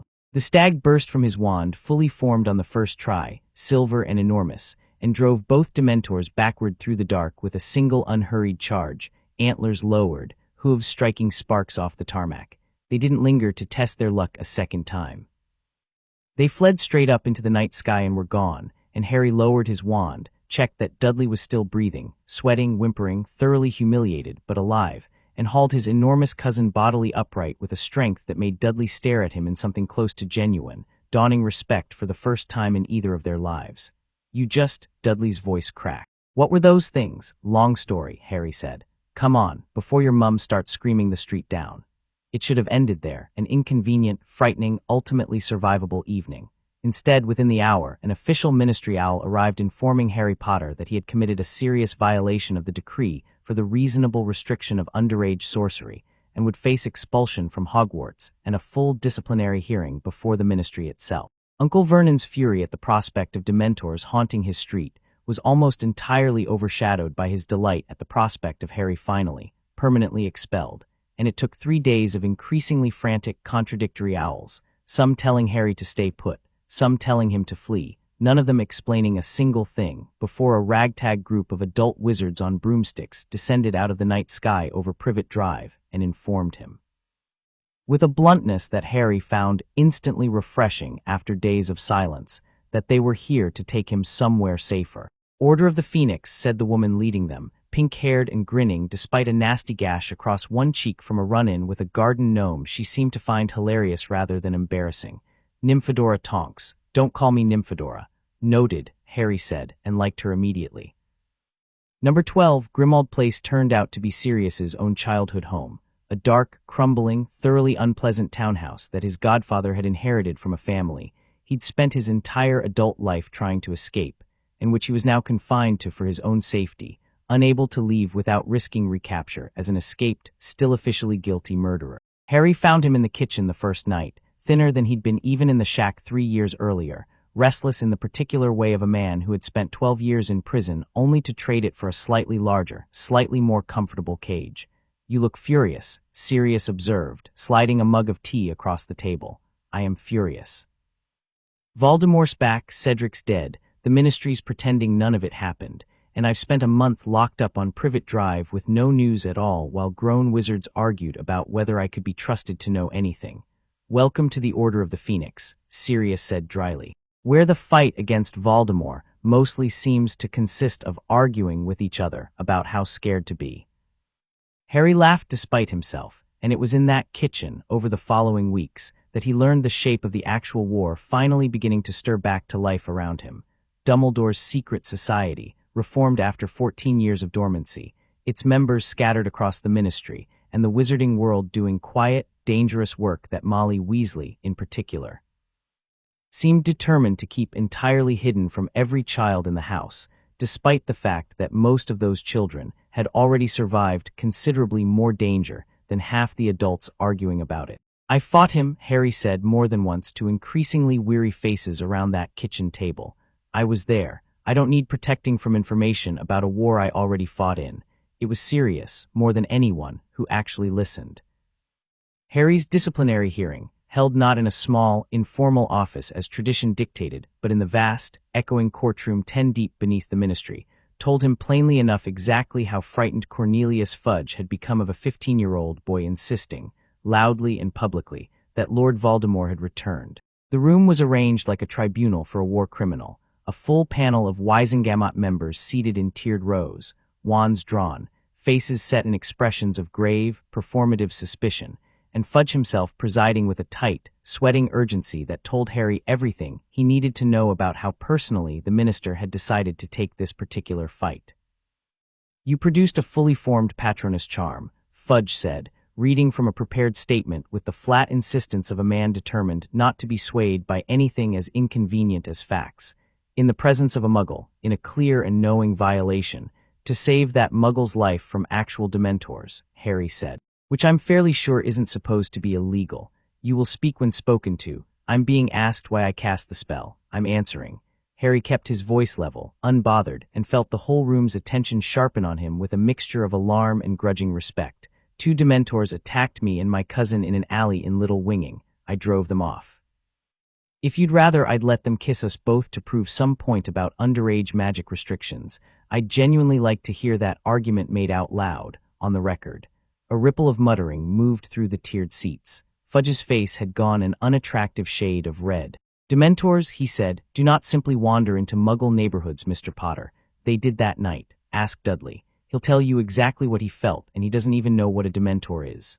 Harry paused, letting the silence stretch, and then added, quieter, harder, "Or you could ask yourself who might have sent them, Minister. I'd start there if I were worried about Dementors doing things they're not supposed to be doing." The accusation landed exactly as hard as he'd intended it to, and Fudge's composure cracked visibly, sputtering into a fresh round of furious, circular questioning that Dumbledore arrived, unannounced and entirely unbothered by the tribunal's obvious hostility, precisely as the hearing threatened to collapse into farce, dismantled piece by piece, with the calm, devastating precision of a man who had been navigating hostile rooms for considerably longer than anyone else present had been alive.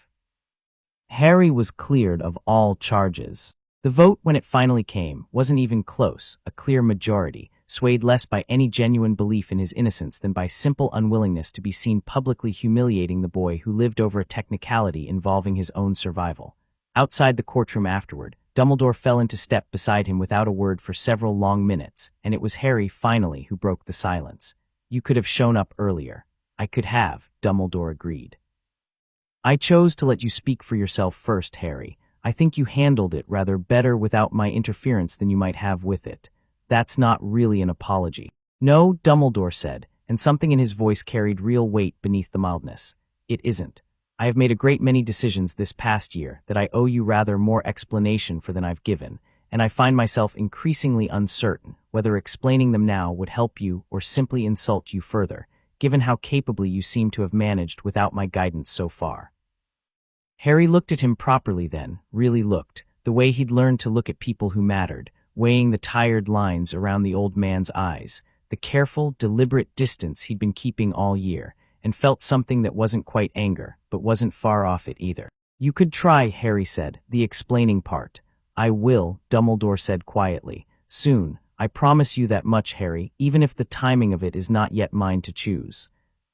It wasn't enough, not really, but it was more honesty than Harry had gotten out of most adults in his life put together. So he let it sit, unresolved, and turned his attention instead to the far more immediate problem of Hogwarts, where an entirely new kind of danger was already waiting for him in the shape of a small, toad-like woman in a cardigan the color of dried blood.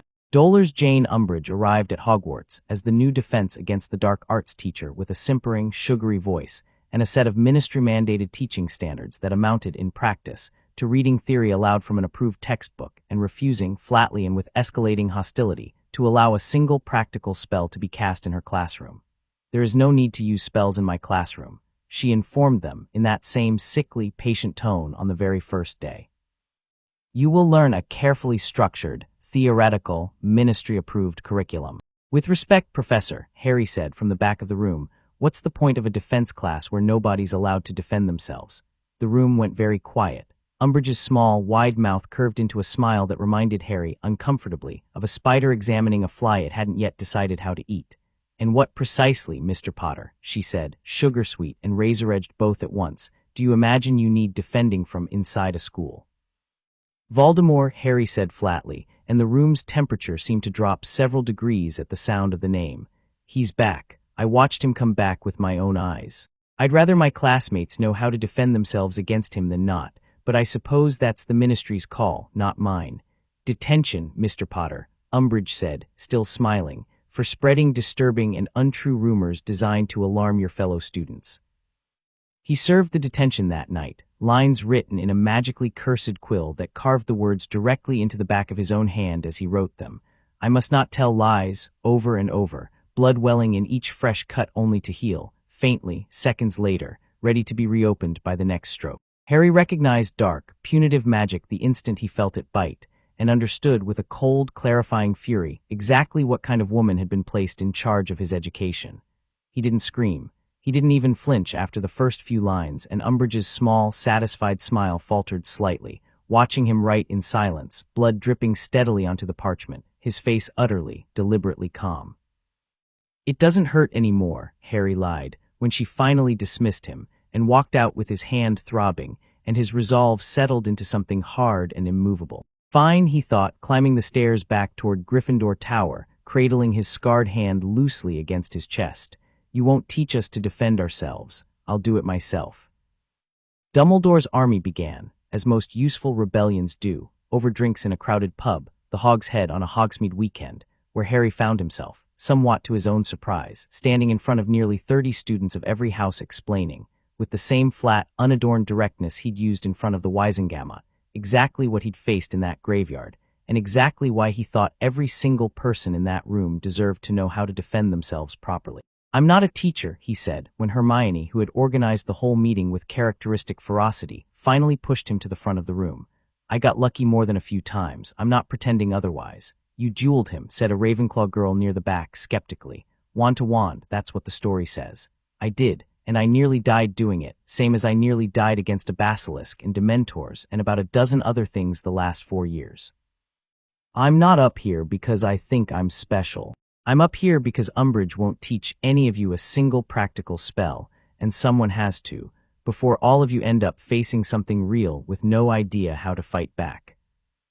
It was in the end a rather more persuasive speech than he'd intended, and by the time the meeting broke up, 30 names, Fred and George, Ginny, Neville, Luna Lovegood with her dreamy, unbothered certainty, even Cho Chang, whose eyes lingered on Harry a beat too long in a way that made his ears go warm, had signed a scrap of parchment that Hermione had with characteristic foresight, jinx to alert the whole group instantly if anyone ever betrayed their location to Umbridge. The room of requirement provided exactly what they needed the moment Neville, of all people, thought to ask for it. A vast, hidden training hall stocked with cushions and practice dummies, and eventually, an entire library of defensive spellwork that grew alongside the group's own steadily improving skill. Harry taught the disarming charm first, then stunning spells, then over Hermione's initial, careful objection, the patronus charm itself, walking a room full of frightened, determined teenagers through the exact same lessons Lupin had once given him, watching with genuine, quiet pride as Neville's boggart-shaped fear of Snape finally gave way, weeks later, to a proud, silvery patronus of his own, and as Luna's came out shaped like a strange, long-legged hair that made even Harry laugh out loud in delighted surprise. "You're good at this," Ginny told him one evening, catching her breath after successfully disarming Michael Corner 3 times running. "Teaching, I mean. You don't talk down to anyone. I remember what it felt like when people talked down to me," Harry said. "Didn't help, just made me angrier." Ginny studied him for a moment, something thoughtful in her expression that Harry didn't quite have time to examine before Fred and George's latest disastrous demonstration of an untested shield charm sent a chair careening across the room. And the moment passed, filed away for later, the way most quiet, meaningful things seem to get filed away in the middle of a war. Umbridge found them eventually, informed in the end by Marietta Edgecombe, whose loyalty to Cho had proven weaker than her fear of expulsion, and the confrontation that followed in the headmaster's office ended not with Harry's arrest but with Dumbledore himself claiming sole responsibility for the whole affair, drawing his own wand against a squad of ministry officials sent to seize him, and vanishing in a burst of Golden Phoenix song moments before they could lay a single hand on him. "He's gone into hiding," Ron said, wide-eyed the following morning, "and Umbridge is headmistress now. This is a disaster." "It's inconvenient," Harry corrected. "It's not a disaster. We've still got the room. We've still got each other." Umbridge's escalating decrees, banning student organizations, banning gatherings of more than 3, eventually banning the mere act of speaking to Harry Potter directly without prior written permission, turned Hogwarts over the following months into something closer to prison than a school. And it was in the midst of that slow, grinding tyranny that Harry's dreams began, for the first time since the graveyard, to turn genuinely dangerous. He dreamed more and more often of long, dark corridors seen from a strange, low vantage point, of a locked door at the end of a passage in the Department of Mysteries, of a hunger and a fury that felt, disturbingly, like it belonged to someone else entirely, and had simply been dropped, unwelcome, into his own sleeping mind. "You're forming a connection with him," Snape said, cold and clipped, on the first evening of the occlumency lessons Dumbledore had arranged before his flight from the school, delivered in a dank, private classroom that smelled faintly of old potions ingredients. "A dangerous one. The Dark Lord is exceptionally skilled at manipulating the minds of others, Potter, and you are, by all accounts, exceptionally undisciplined at protecting your own." "Then teach me," Harry said. "That's the whole point of these lessons, isn't it?" It should have gone well. It went instead catastrophically, both of them too proud and too suspicious of the other to manage the delicate, patient work occlumency actually required. Snape's intrusions into Harry's memories growing steadily rougher, colder, more punishing with every failed attempt, until Harry, driven past the edge of his own patience one bitter evening, felt the quiet, coiled thing in his chest stir in a way it never had before during an ordinary lesson, recognizing, with sudden clarity, the specific, invasive shape of the Legilimen's spell itself pressing into his mind, and without meaning to, without fully understanding what he was doing until it had already happened, pushed back. Snape staggered, actually staggered, gripping the edge of his own desk, blood trickling from one nostril, staring at Harry with an expression that mixed genuine shock with something considerably colder and more calculating underneath it. "What," Snape said, very quietly, "was that?" "I don't know," Harry admitted, breathing hard, feeling something new and unfamiliar settle into the crowded inventory inside his own chest. Not a curse this time, not quite, but something adjacent, something learned in the moment of resistance itself. "You were in my head. I didn't like it. I made you leave." Snape didn't answer that for a long moment, wiping the blood from his lip with the back of one hand, studying Harry with an expression Harry had genuinely never seen on the man's face before, not contempt, not even grudging respect exactly, but a kind of wary, unwilling fascination. "The lessons," Snape said finally, "are discontinued. effective immediately. That's it, you're just giving up. I am informing Dumbledore, Snape said, already turning away, that whatever is happening inside your skull, Potter, is considerably beyond my ability, or, frankly, my willingness to safely continue provoking. Harry left that lesson unsettled in a way that had nothing to do with fear, and everything to do with the growing, uneasy sense that whatever was inside him kept expanding faster than even he could fully track, claiming new pieces of magic not just from attempts on his life anymore, but from anything, apparently, that pressed hard enough against the boundaries of who he was and lost. Lucius Malfoy, meanwhile, had spent the better part of the year navigating a considerably more delicate game than his son's petty schoolyard rivalries suggested. He had watched with careful private calculation as the Ministry's official position, Voldemort was not back, the boy was disturbed, Dumbledore was a dangerous old fool losing his grip, grew steadily more untenable with every passing month, every fresh disappearance, every whisper from contacts inside the Ministry itself of strange, unexplained deaths quietly buried under other explanations. He had continued throughout, his own careful, deniable service to the Dark Lord's resurgent cause, hosting meetings in Malfoy Manor's private wing that his own wife pretended, with visible effort, not to know about, and preparing, with the same cold precision he'd once applied to a diary and a basilisk, for the day the balance of power finally, undeniably tipped. He had not expected that day to arrive quite so publicly, or quite so badly, as it did in the depths of the Department of Mysteries on a June night that would leave his own careful, decades-long strategy of quiet, deniable influence in permanent ruins. The vision came to Harry in the middle of a divination exam, Sirius, captured, tortured, dying slowly at Voldemort's own hand somewhere deep inside the Ministry, a vision so vivid and so immediate that Harry came back to himself gasping, wand hand shaking, utterly certain of its truth despite every rational argument Hermione threw at him in the frantic minutes that followed. "It could be a trap," she said, gripping his arm hard enough to bruise. "Harry, think about it, you have visions connected to him. He knows that. What if he's using it deliberately to lure you somewhere? I don't care if it's a trap," Harry said. "Sirius is the closest thing I've got to a father. I'm not leaving him to die because it might be inconvenient for me." They went together in the end, Harry, Ron, Hermione, Ginny, Neville, and Luna, 6 teenagers flying through the night sky on borrowed Thestrals toward a Ministry building that should have been, by any reasonable measure, entirely beyond their ability to survive. The Department of Mysteries, when they finally located it deep beneath the Ministry's ordinary floors, turned out to be a maze of strange, glowing rooms, a chamber of endlessly spinning planets, a vast hall of towering, ticking clocks, a room lined floor to ceiling with shelves of glass orbs that hummed faintly with recorded, whispering prophecy. And it was there in that last room that Harry understood with a cold, sinking certainty exactly what kind of trap he'd walked his friends into. There was no Sirius. There had never been a Sirius, not really, only a small, dusty glass orb sitting on a shelf marked with his own name, and a dozen Death Eaters stepping out of the shadows around them, wands raised, led by a woman with wild black hair and a mad, delighted grin that Harry recognized instantly from a graveyard a year before. "Well, well," Bellatrix Lestrange said, circling closer, "the baby Potter and his little friends come to fetch a prophecy for us all on their own.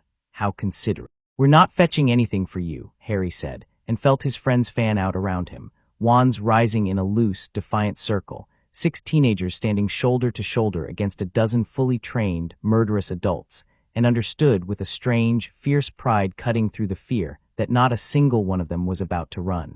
The battle that followed tore through the Hall of Prophecy in a chaos of shattering glass and colliding spells, whispered, half-heard prophecies spilling out of broken orbs into the dark around them, and Harry, moving through the chaos with a speed and precision that made even Bellatrix's wild grin falter, curses answered instantly with counter-curses drawn from an arsenal 3 years and 4 near-deaths in the making, fought with a controlled, cold fury that had nothing left in it of the frightened boy who'd once fainted at the mere presence of a Dementor. He disarmed 2 Death Eaters in the space of a single breath. He dodged a curse from Lucius Malfoy himself with a twist that would have made Crumb proud, and answered it with a stunner precise enough to drop the man cold before he could raise his wand a second time. He watched, with cold satisfaction, as Neville, steady, furious Neville, who had never once been given credit for the courage he actually carried, hexed a Death Eater's wand clean out of his hand with a spell Harry had personally taught him only weeks before. It was Sirius's actual arrival, alongside the rest of the Order summoned by Dumbledore himself, that finally turned the tide, a a fresh wave of skilled adult wizards crashing into the battle just as the six teenagers' strength began at last to genuinely flag, and for one bright, hopeful moment, standing in the ruins of the Hall of Prophecy with his godfather laughing and dueling Lucius Malfoy's own sister-in-law with the reckless joy of a man finally, briefly free, Harry believed. With everything in him, that they were actually going to win this cleanly, without cost.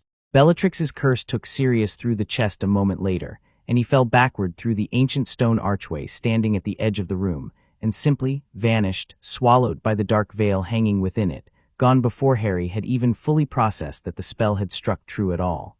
No.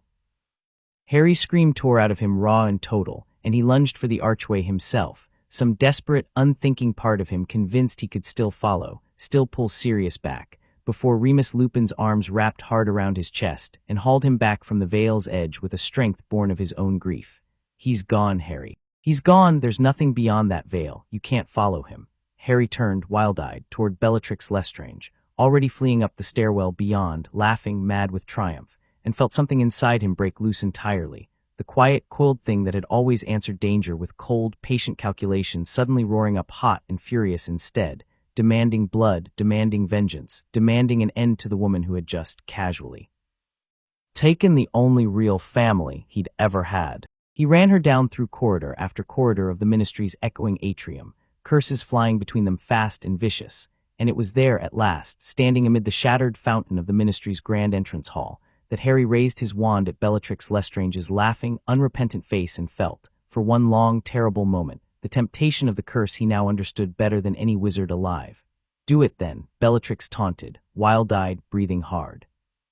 "Come on, little baby Potter, you've got it in you. I can see it. I killed your precious godfather, and you want to make me pay for it, don't you?" Harry's wand hand trembled, the shape of the curse rising unbidden in his own throat, ready and willing after years of patient waiting, and it would have been so easy, so terribly easy, to give it exactly what it wanted. He didn't cast it. Not because he couldn't, some cold, clear part of him knew, with absolute certainty, that he could have ended her life in that exact moment as easily as breathing, but because some other, steadier part of him, the part that had refused to let Sirius murder Pettigrew 2 years earlier, understood that becoming the kind of person who killed out of grief and rage was exactly the kind of victory Voldemort's whole war was built to claim. And Harry Potter had spent his entire life refusing to give that man anything he actually wanted.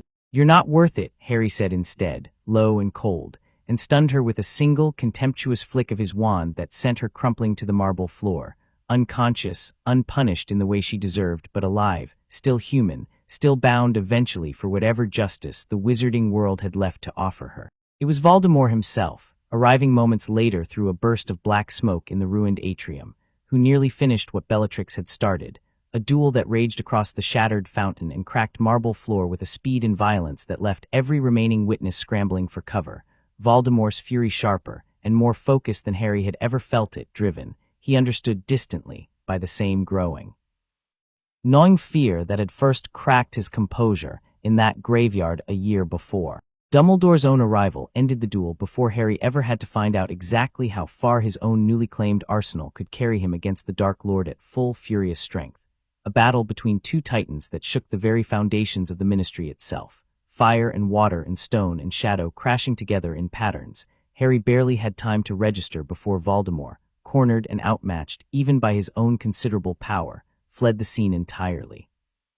Possessing Harry's own body for one brief, agonizing moment on his way out in a desperate, failed bid to make Dumbledore kill the boy he'd come to protect. Harry felt Voldemort's presence inside his own mind for those few seconds with a clarity that would stay with him for the rest of his life. Felt the man's ancient, patient hatred, and beneath it, for the very first time, something that felt unmistakably like fear and understood in the space of a single shared breath exactly why. "You're afraid of me," Harry thought, and felt the presence recoil, sharp and sudden, at being so plainly, coldly seen. "You've been afraid of me since that graveyard." "Maybe longer." Voldemort fled his body a heartbeat later, and the pain of the possession, real, physical, searing through every nerve Harry owned, folded itself, without his even trying, into the same crowded, patient inventory where everything else lived, one more piece of stolen magic claimed from one more failed attempt to end him. Cornelius Fudge, forced at last to witness Voldemort's return with his own eyes, standing amid the ruin of his own ministry's atrium, resigned within the week, and the truth that Harry had spent an entire year screaming into a wall of official denial finally, belatedly, became public knowledge across the wizarding world. It was cold comfort, standing in the Hogwarts infirmary 2 days later with Sirius's absence sitting heavy and permanent in his chest, to be told he'd finally been believed. "I should have told you the prophecy years ago," Dumbledore said quietly, sitting beside his hospital bed in the deepening evening light, his own face grave and old in a way Harry hadn't seen before. "Neither can live while the other survives." "That is what it says, Harry, the whole of it, the piece Voldemort has spent 16 years trying to steal. You are bound to him, and he to you, and one of you must eventually fall for the other to survive it all." Harry absorbed that in silence for a long moment, turning it over the way he turned over everything now, testing its edges, weighing its weight against everything else he already carried. "I already knew that," he said finally. "Not the exact words, but I knew it. I've known it since I was 11 years old and his curse turned around in my own hands instead of killing me." He looked at Dumbledore steadily. "You should have trusted me with it sooner. I've earned that much, I think." "You have," Dumbledore agreed, quiet and honest in a way Harry had rarely heard from him before.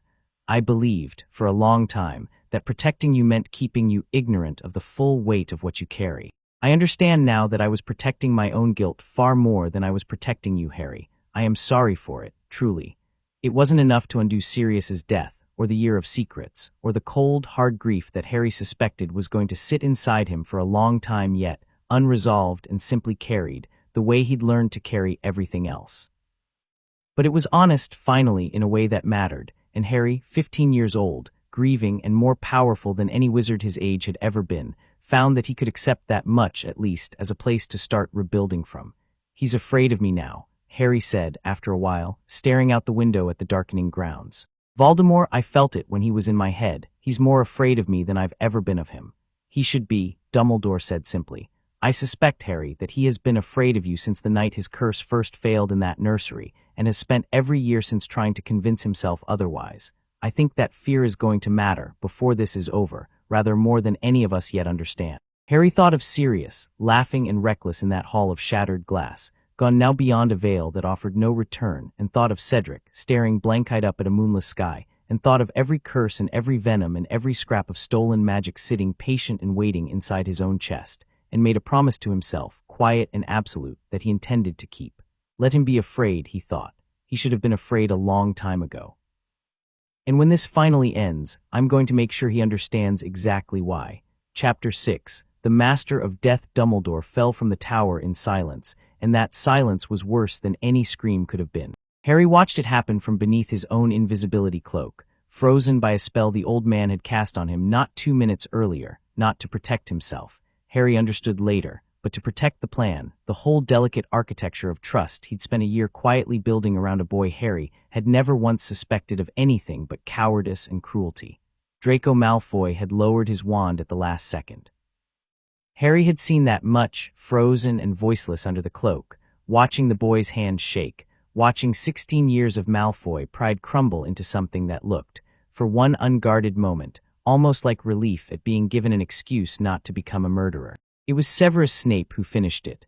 One word, flat and final, and green light, and Albus Dumbledore simply folded backward off the edge of the tower and was gone before his body ever struck the ground. Harry broke free of the spell the instant it happened, too late, always too late, that was the cruelty of it, and gave chase across the grounds with a fury that burned white-hot and total, curse after curse tearing after Snape's fleeing shape through the dark, each one deflected with an ease that told Harry, even through his own grief and rage, that he was fighting someone who had taught him half of what he knew. "Kill me then?" Harry screamed, somewhere near the edge of the grounds, wand raised, chest heaving. "You said you'd do it, coward." "I am not a coward," Snape said, and something in his voice, something raw, something that didn't fit the moment at all, made Harry hesitate half a second too long before the man disapparated into the dark and was simply gone. He didn't understand that night. He understood later, when it mattered most, and by then it would be too late to ever properly thank the man for what he'd actually done. The funeral was the largest Hogwarts had ever hosted, mourners spilling out across the grounds in their hundreds, and Harry stood beside Ron and Hermione, and Ginny watching Dumbledore's white marble tomb settle into place beside the lake, and felt, underneath the grief, a hard, clear resolve settling into place alongside it. "He left you something," McGonagall told him, 2 days later, in an office that felt too empty without its usual portraits and silver instruments humming quietly on every shelf. His will was quite specific. The Deluminator went to Ron. A children's book of fairy tales went to Hermione, cryptic and apparently pointless until months later, when it wouldn't be. And to Harry, the first golden snitch he'd ever caught, and the sword of Godric Gryffindor, which the Ministry, predictably, refused to release, claiming it belonged to the school and not to any single student.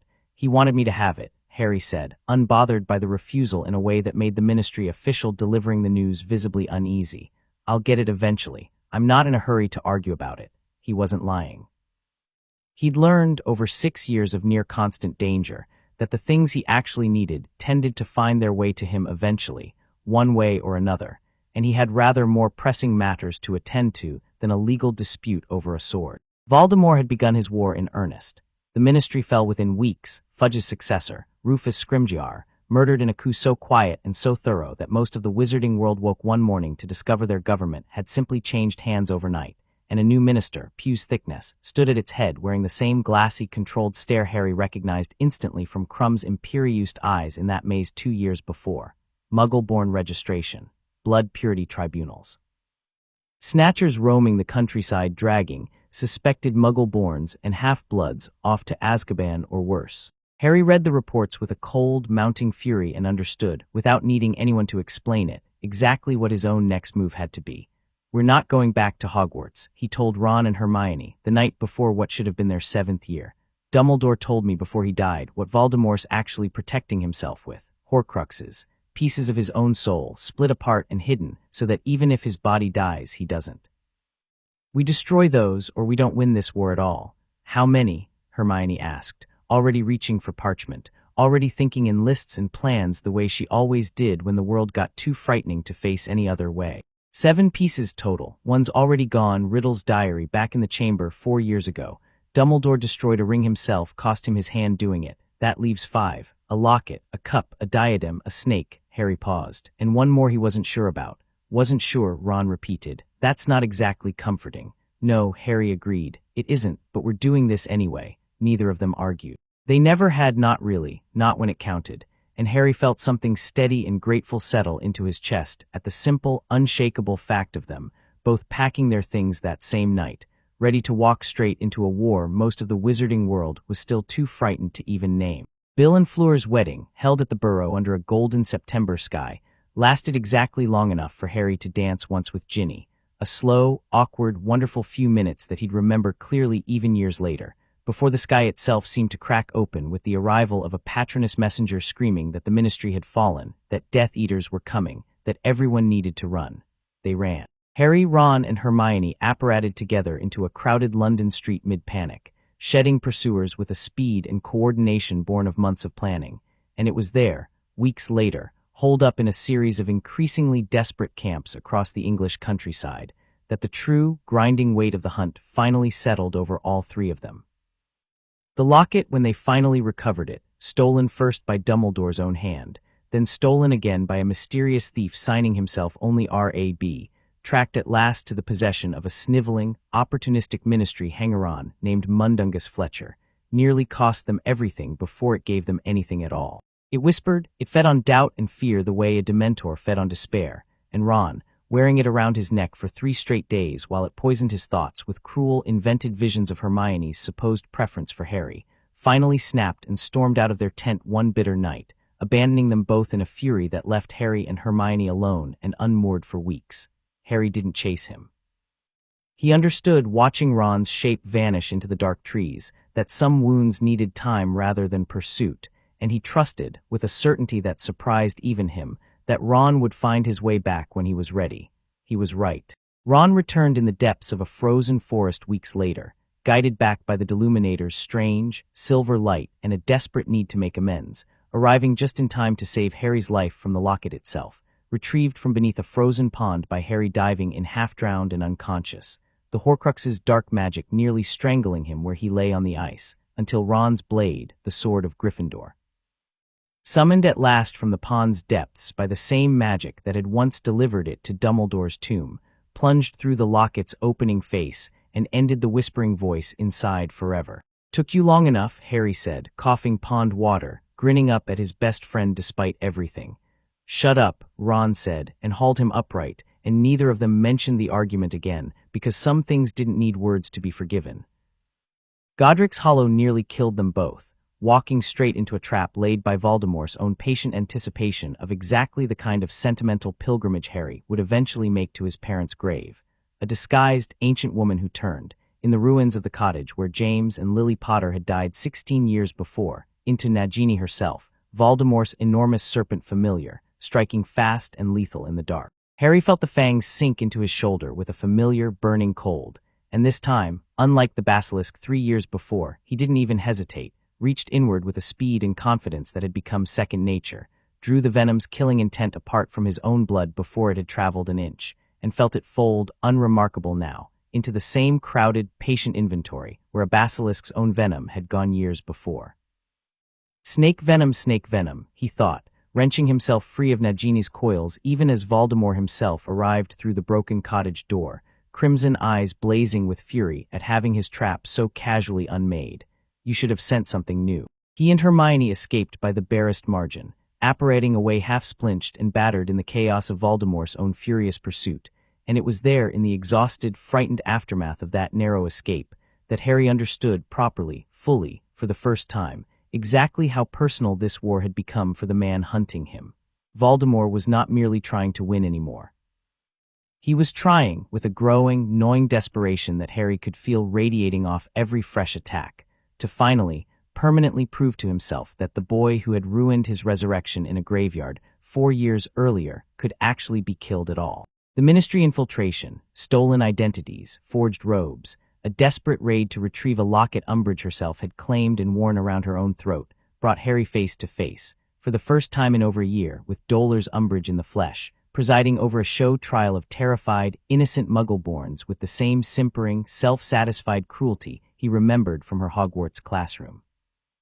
"You've done well for yourself," Harry said, disguised beneath stolen robes and a borrowed face, watching her preside over the courtroom's cruelty with genuine, cold contempt.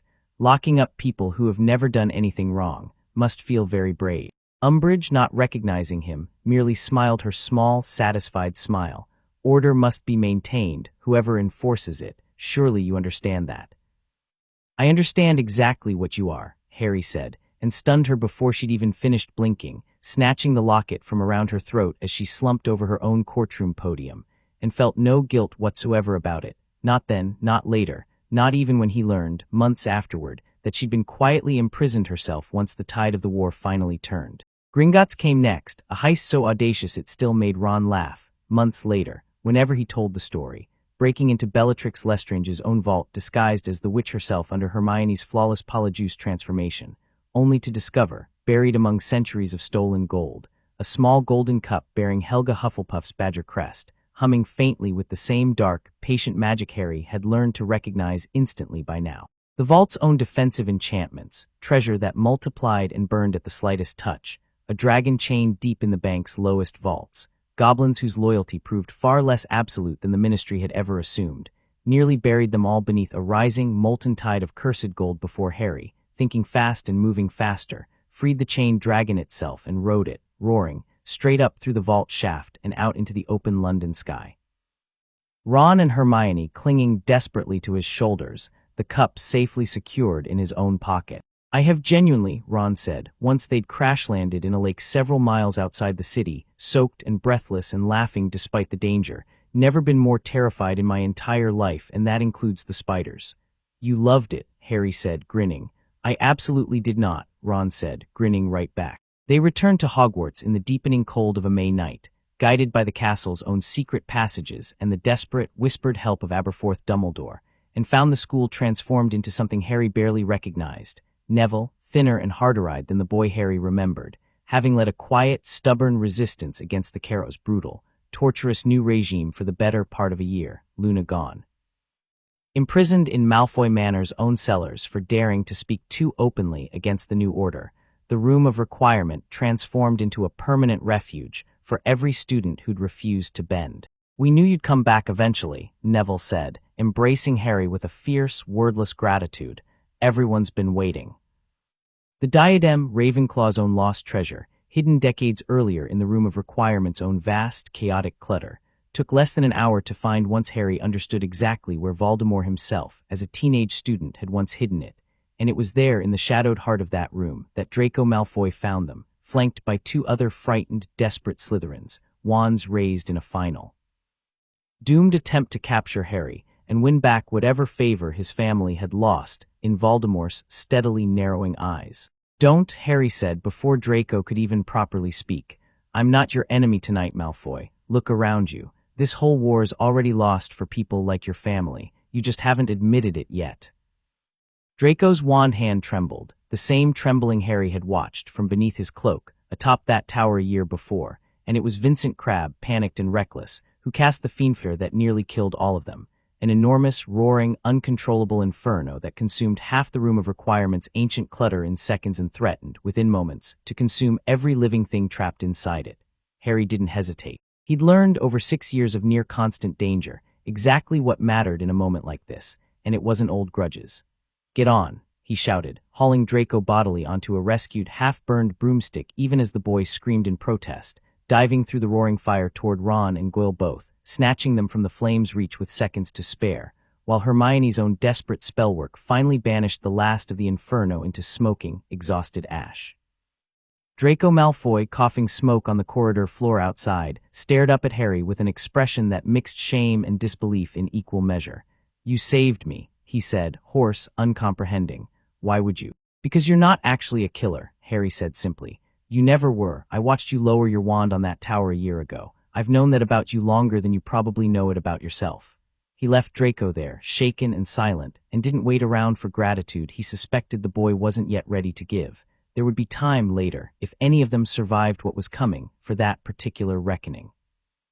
Right now, there was a diadem burning to ash in the fire's wreckage, one more Horcrux destroyed, one more piece of Voldemort's stolen immortality unmade, and a war descending on the castle itself within the hour. The Battle of Hogwarts began with Voldemort's own voice, amplified impossibly across the grounds, offering one last chance for the school to surrender Harry Potter and end the fighting before it began. Nobody moved to hand him over. Not one single person, in a great hall packed with students and teachers and members of the Order alike, so much as glanced toward Harry with anything resembling betrayal in their eyes, and Harry, standing at the center of that crowded, defiant hall, feeling the full weight of their loyalty settle over him like armor, understood in that single unified silence exactly what he was actually fighting to protect. "Right," he said into the tense, waiting quiet. "Let's get to work then." The castle's own ancient magic rose to meet the coming siege, statues and suits of armor animating into a marching, clanking defense force, protective enchantments woven fresh over every entrance by professors who'd spent the whole year preparing quietly for exactly this moment. Students barely of age standing shoulder to shoulder with veterans of the first war against an enemy that outnumbered them badly and cared nothing for the cost of winning. Harry moved through the opening hours of the battle like something finally, fully unleashed. Curses answered and reversed with a speed that left Death Eater after Death Eater staring in open horror at spells rebounding off him entirely unharmed. 100 small skirmishes across the grounds and corridors that Harry navigated with the same cold, patient confidence he'd carried since a graveyard 4 years earlier, protecting fleeing students, dueling attackers twice his age and experience to a standstill.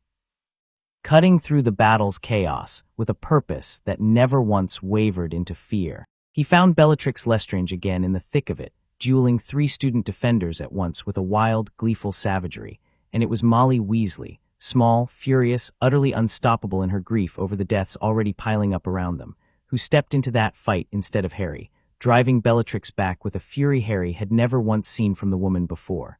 "Not my daughter, you bitch."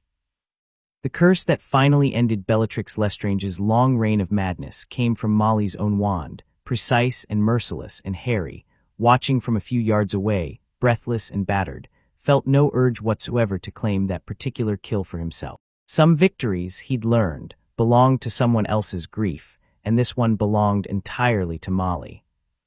Snape's death, when it came, happened somewhere Harry never saw directly, inside the shrieking shack, at Voldemort's own hand, Nagini's fangs finishing what a whispered accusation of disloyalty had begun, and it was only afterward, kneeling beside the man's dying body in a pool of his own silver-spilling memories, that Harry finally understood the true shape of everything Snape had sacrificed across 19 years of quiet, thankless service. He watched it all in the basin of Dumbledore's own office minutes later, breathless and shaking, Snape's youthful, desperate love for Harry's mother, unrequited and unbroken across an entire lifetime.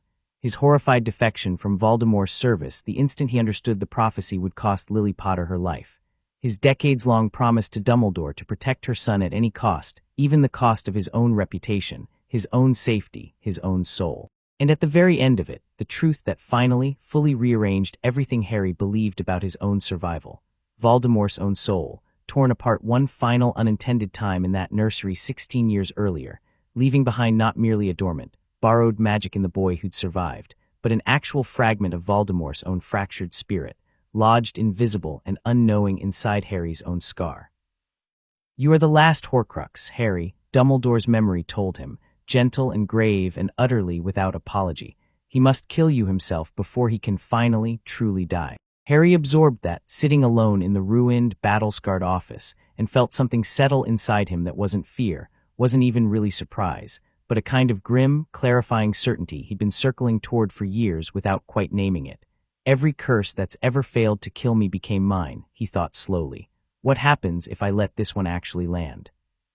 He understood, turning the thought over with the same cold, careful attention he brought to everything dangerous now, exactly what he intended to do about it. He walked into the forbidden forest alone, past Hagrid's stunned, disbelieving grief, past Ron and Hermione's desperate, tearful attempts to follow him, carrying nothing but his own wand and a small, worn snitch that cracked open in his palm to reveal, at last, the resurrection stone hidden inside it since Dumbledore's own careful bequest a year before. His parents came first, walking beside him through the dark trees as gently and as real as memory itself, and then Sirius, and then Remus, killed, Harry had learned only hours before, somewhere in the battle's chaos, alongside Fred Weasley's own sudden, senseless death that had left the whole Weasley family screaming in a grief Harry felt in his own chest like a physical wound. "You've done so much already," his mother said softly, walking beside him with a warmth that ached more than any curse ever had. "You don't have to be brave anymore, Harry, not tonight." "I'm not being brave," Harry said, and meant it entirely. "I know exactly what I'm doing. I've known for years, really, without ever having the words for it." They walked with him all the way to the clearing where Voldemort waited, surrounded by a silent, watching circle of Death Eaters, and faded from sight the instant he stepped into the torchlight, leaving him alone, unafraid, facing the man who had spent 16 years trying and failing to end his life. "Harry Potter," Voldemort said softly, and something in his voice, Harry heard it clearly now, having learned to read that voice across 4 separate, failed attempts on his life, carried more fear beneath its cold composure than the Dark Lord likely realized. "You've been trying to kill me since before I could walk," Harry said, calm, unhurried, standing perfectly still in the clearing's cold torchlight. "Broom curses, basilisk venom, 100 dementors, a graveyard duel you lost in front of your own followers. Every single time, whatever you sent at me became mine instead. Did you never wonder why?" "Enough," Voldemort said, and his wand rose. "One more time then," Harry said. "Let's see if you've learned anything at all. Avada Kedavra." The green light tore across the clearing, and Harry, for the very first time in his life, did not merely stand still to meet it. He opened himself to it entirely, consciously, deliberately, understanding with total clarity exactly what waited folded inside that curse, not merely lethal magic, but the small, twisted fragment of Voldemort's own soul that had been living unknowing inside his own scar for 16 years, waiting for exactly this moment to finally, fully separate itself from him. The curse struck. The fragment tore free. Harry felt it happen with a clarity that would stay with him forever. A small, cold, alien presence simply lifting away from the deepest part of himself and dissolving into nothing, unmade entirely by the very spell meant to kill him. And the rest of the curse's ancient, hateful magic, exactly as it always had, folded itself into Harry's own waiting, patient inventory. One more piece claimed, one more attempt survived. He fell. He let himself fall, understanding that the watching Death Eaters needed to believe, at least for a little while, that their master had finally succeeded, and he lay motionless in the cold grass of the clearing while Voldemort's triumphant, ringing voice declared the Chosen One dead at last, while Hagrid's devastated sobbing carried his own unconscious body back toward the castle cradled in massive, grieving arms, while Neville Longbottom, alone and furious and utterly without fear, stepped forward from the crowd of shocked, weeping defenders and refused, flatly, to bow. He beat you, Neville said, voice cracking with grief and fury both, and you're still too much of a coward to fight your own battles. You always have been. The sorting hat, forced onto his head by Voldemort's own cruel, mocking hand and set violently ablaze in front of the assembled crowd, produced, at the very last, desperate second, the sword of Gryffindor from its depths exactly as it always had for those who needed it most. And Neville, weeping and furious and utterly unbroken, used it to sever the head from Nagini's enormous, coiling body in a single, decisive stroke. The last Horcrux fell dead in the grass, and Voldemort's scream of fury echoed off the castle's ancient walls loud enough to be heard for miles. Harry opened his eyes in Hagrid's own trembling arms at the exact moment chaos erupted across the grounds, centaurs charging out of the forest in a thundering wave, Grop bellowing and swinging enormous fists into the scattering Death Eaters' ranks, the castle's own defenders surging forward with a renewed, desperate hope. The instant word spread that Harry Potter was somehow, impossibly, still breathing. He slipped free of Hagrid's grip in the confusion, invisible beneath his father's own cloak, and moved through the battle's final, chaotic hour with a purpose that had crystallized into something absolute and unshakable. He found Voldemort in the Great Hall itself, dueling Minerva McGonagall and Kingsley Shacklebolt and Horace Slughorn together with a savage, contemptuous ease, and Harry, dropping the cloak, letting himself be seen at last, walked calmly into the center of that fight and spoke a single word that stopped every wand in the room. Enough. Voldemort turned, stared. His crimson eyes widened, just slightly, at the sight of a boy he had personally, publicly murdered less than an hour before standing whole and unharmed and utterly without fear in front of him. "You're supposed to be dead," Voldemort said, and his voice, for the first time in Harry's entire experience of the man, cracked open with something that sounded unmistakably, gloriously like genuine terror. "I was," Harry said, "for about a minute. Then I got back up, same as I always do." You should really start expecting that by now. The Great Hall had gone entirely silent around them, students and Death Eaters alike backing toward the walls, clearing the space instinctively the way a crowd always clears space for something inevitable. "The wand you're holding," Harry continued, watching Voldemort's grip on the pale, elegant wand tighten with a flicker of unease, "doesn't actually answer to you, you know. Draco disarmed Dumbledore that night on the tower, not you. And Draco's disarmed wand belonged to me the moment I disarmed him myself, weeks ago, back at the manor. You've been fighting this whole war with borrowed power that never really wanted you in the first place." "Lies," Voldemort hissed, but his eyes had already flicked, involuntarily, toward the wand in his own hand. "Doesn't matter anyway," Harry said, and something in his flat, calm certainty made even Voldemort's composure falter further. "You could hold the most powerful wand ever made and it still wouldn't matter. I've spent 16 years collecting every single thing you've ever thrown at me, Tom. Every curse, every poison, every scrap of fear you've ever tried to make me feel. It's all mine now, every piece of it. You made me exactly what I am, and I don't think you ever once stopped to consider what that actually means for you, standing here right now. You are a child," Voldemort spat, but his wand hand had begun, almost imperceptibly, to tremble. "I was a child," Harry agreed, "in a nursery 16 years ago when your curse first failed. I haven't been a child for a long time since, not really. Not because of anything anyone taught me, because of you, every single time." He raised his own wand, unhurried, and felt the whole crowded weight of everything he'd claimed across 6 years of surviving the unsurvivable settle into his chest one final time. The curse and the venom, the stolen cold of 100 fleeing Dementors, the raw, defiant strength of a mind that had learned to throw off invasion itself, and now, freshly claimed, the very fragment of Voldemort's own soul that had just torn itself loose and dissolved forever in a forest clearing. "Last chance," Harry said quietly. "Feel any regret at all, any part of you that wants to stop?" "I have never regretted anything," Voldemort said, and it was, Harry understood in that single, clarifying moment, the saddest, truest thing the man had ever said. They cast at the exact same instant. Voldemort's Avada Kedavra tore across the Great Hall, green and merciless and desperate. And Harry, meeting it head-on without a single flicker of hesitation, poured every single thing he'd ever claimed into a single, devastating answer, not the killing curse alone, not simply reflected and turned, but woven through with everything else besides, curse and venom and stolen cold and broken invasion, all fused together into a spell that had never existed before this exact moment and would, Harry suspected, never exist again. The two lights met in the middle of the hall, and for one long, suspended second, seemed to strain against each other exactly the way they had in a graveyard 4 years before. Then Voldemort's curse simply failed, folded, died in the air the way every single one of his attempts had died before it, and the full, terrible weight of Harry's answering spell surged forward unopposed and struck him square in the chest. Lord Voldemort did not scream this time.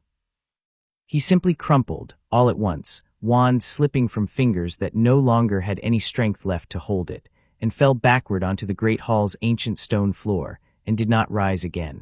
The silence that followed lasted only a heartbeat before the entire hall erupted, cheering, sobbing, disbelieving joy crashing over the assembled crowd in a wave, students and teachers and order members alike surging forward, and Harry stood in the middle of it, breathing hard, looking down at the still, unremarkable body of the man who had spent his entire life trying to kill him, and felt, more than anything else, simply tired. The days that followed blurred together in a haze of grief and relief in equal measure. Fred's funeral, and Remus and Tonks's together, their infant son left behind to grow up the same way Harry himself once had, an orphan of a war he'd never chosen, Lucius Malfoy, stripped of his stolen influence, and standing before a tribunal that showed considerably more mercy than he likely deserved, largely on the strength of testimony that Harry himself, unprompted, offered about the man's own son's quiet refusal to kill on that tower a year before.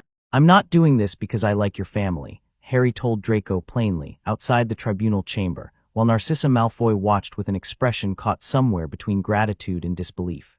"I'm doing it because you earned it that night in the fire, and because your mother lied to Voldemort's own face to save my life in that forest, thinking I was dead and choosing to protect me anyway because it meant getting you back safely. That's not nothing. Don't waste it."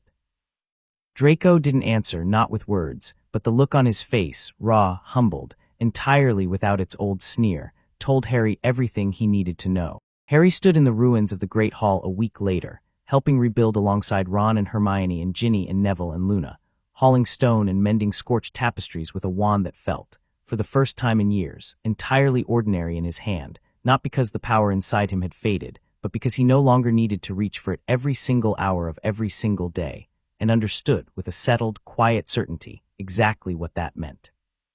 "You could do anything now," Hermione said one evening, watching him work, her voice carrying a careful, curious weight. "You know that, don't you? Everything you took from him, from all of it, you could be the most powerful wizard alive if you wanted." "I already am, probably," Harry said, without any particular pride in it. "Doesn't mean I have to act like it every hour of the day. What are you going to do with all of it, now that he's gone?" Harry considered the question seriously, setting down the stone he'd been carrying, looking out across the grounds toward the lake glinting gold in the evening light, toward Hagrid's cabin and the forest beyond it, and the whole wide, ordinary, precious world that had nearly been lost and hadn't been in the end, because enough people had refused to let it go. "Live," he said finally. "Same as everyone else. I spent my whole life having things done to me before I ever got to decide what I actually wanted. I think I'd like to try deciding for a while." Ginny, arriving with a tray of tea for the tired volunteers, caught the tail end of that answer and smiled at him. A real smile, warm and unguarded, and Harry, looking at her, felt something settle into place inside his chest that had nothing to do with curses or venom or stolen cold at all. Something new and entirely his own that no one, not even Voldemort at the very height of his power, had ever been able to touch or take or twist into a weapon. He'd spent 16 years rewriting every single thing that had ever tried to kill him. For the first time in his life, he found himself looking forward instead to simply living.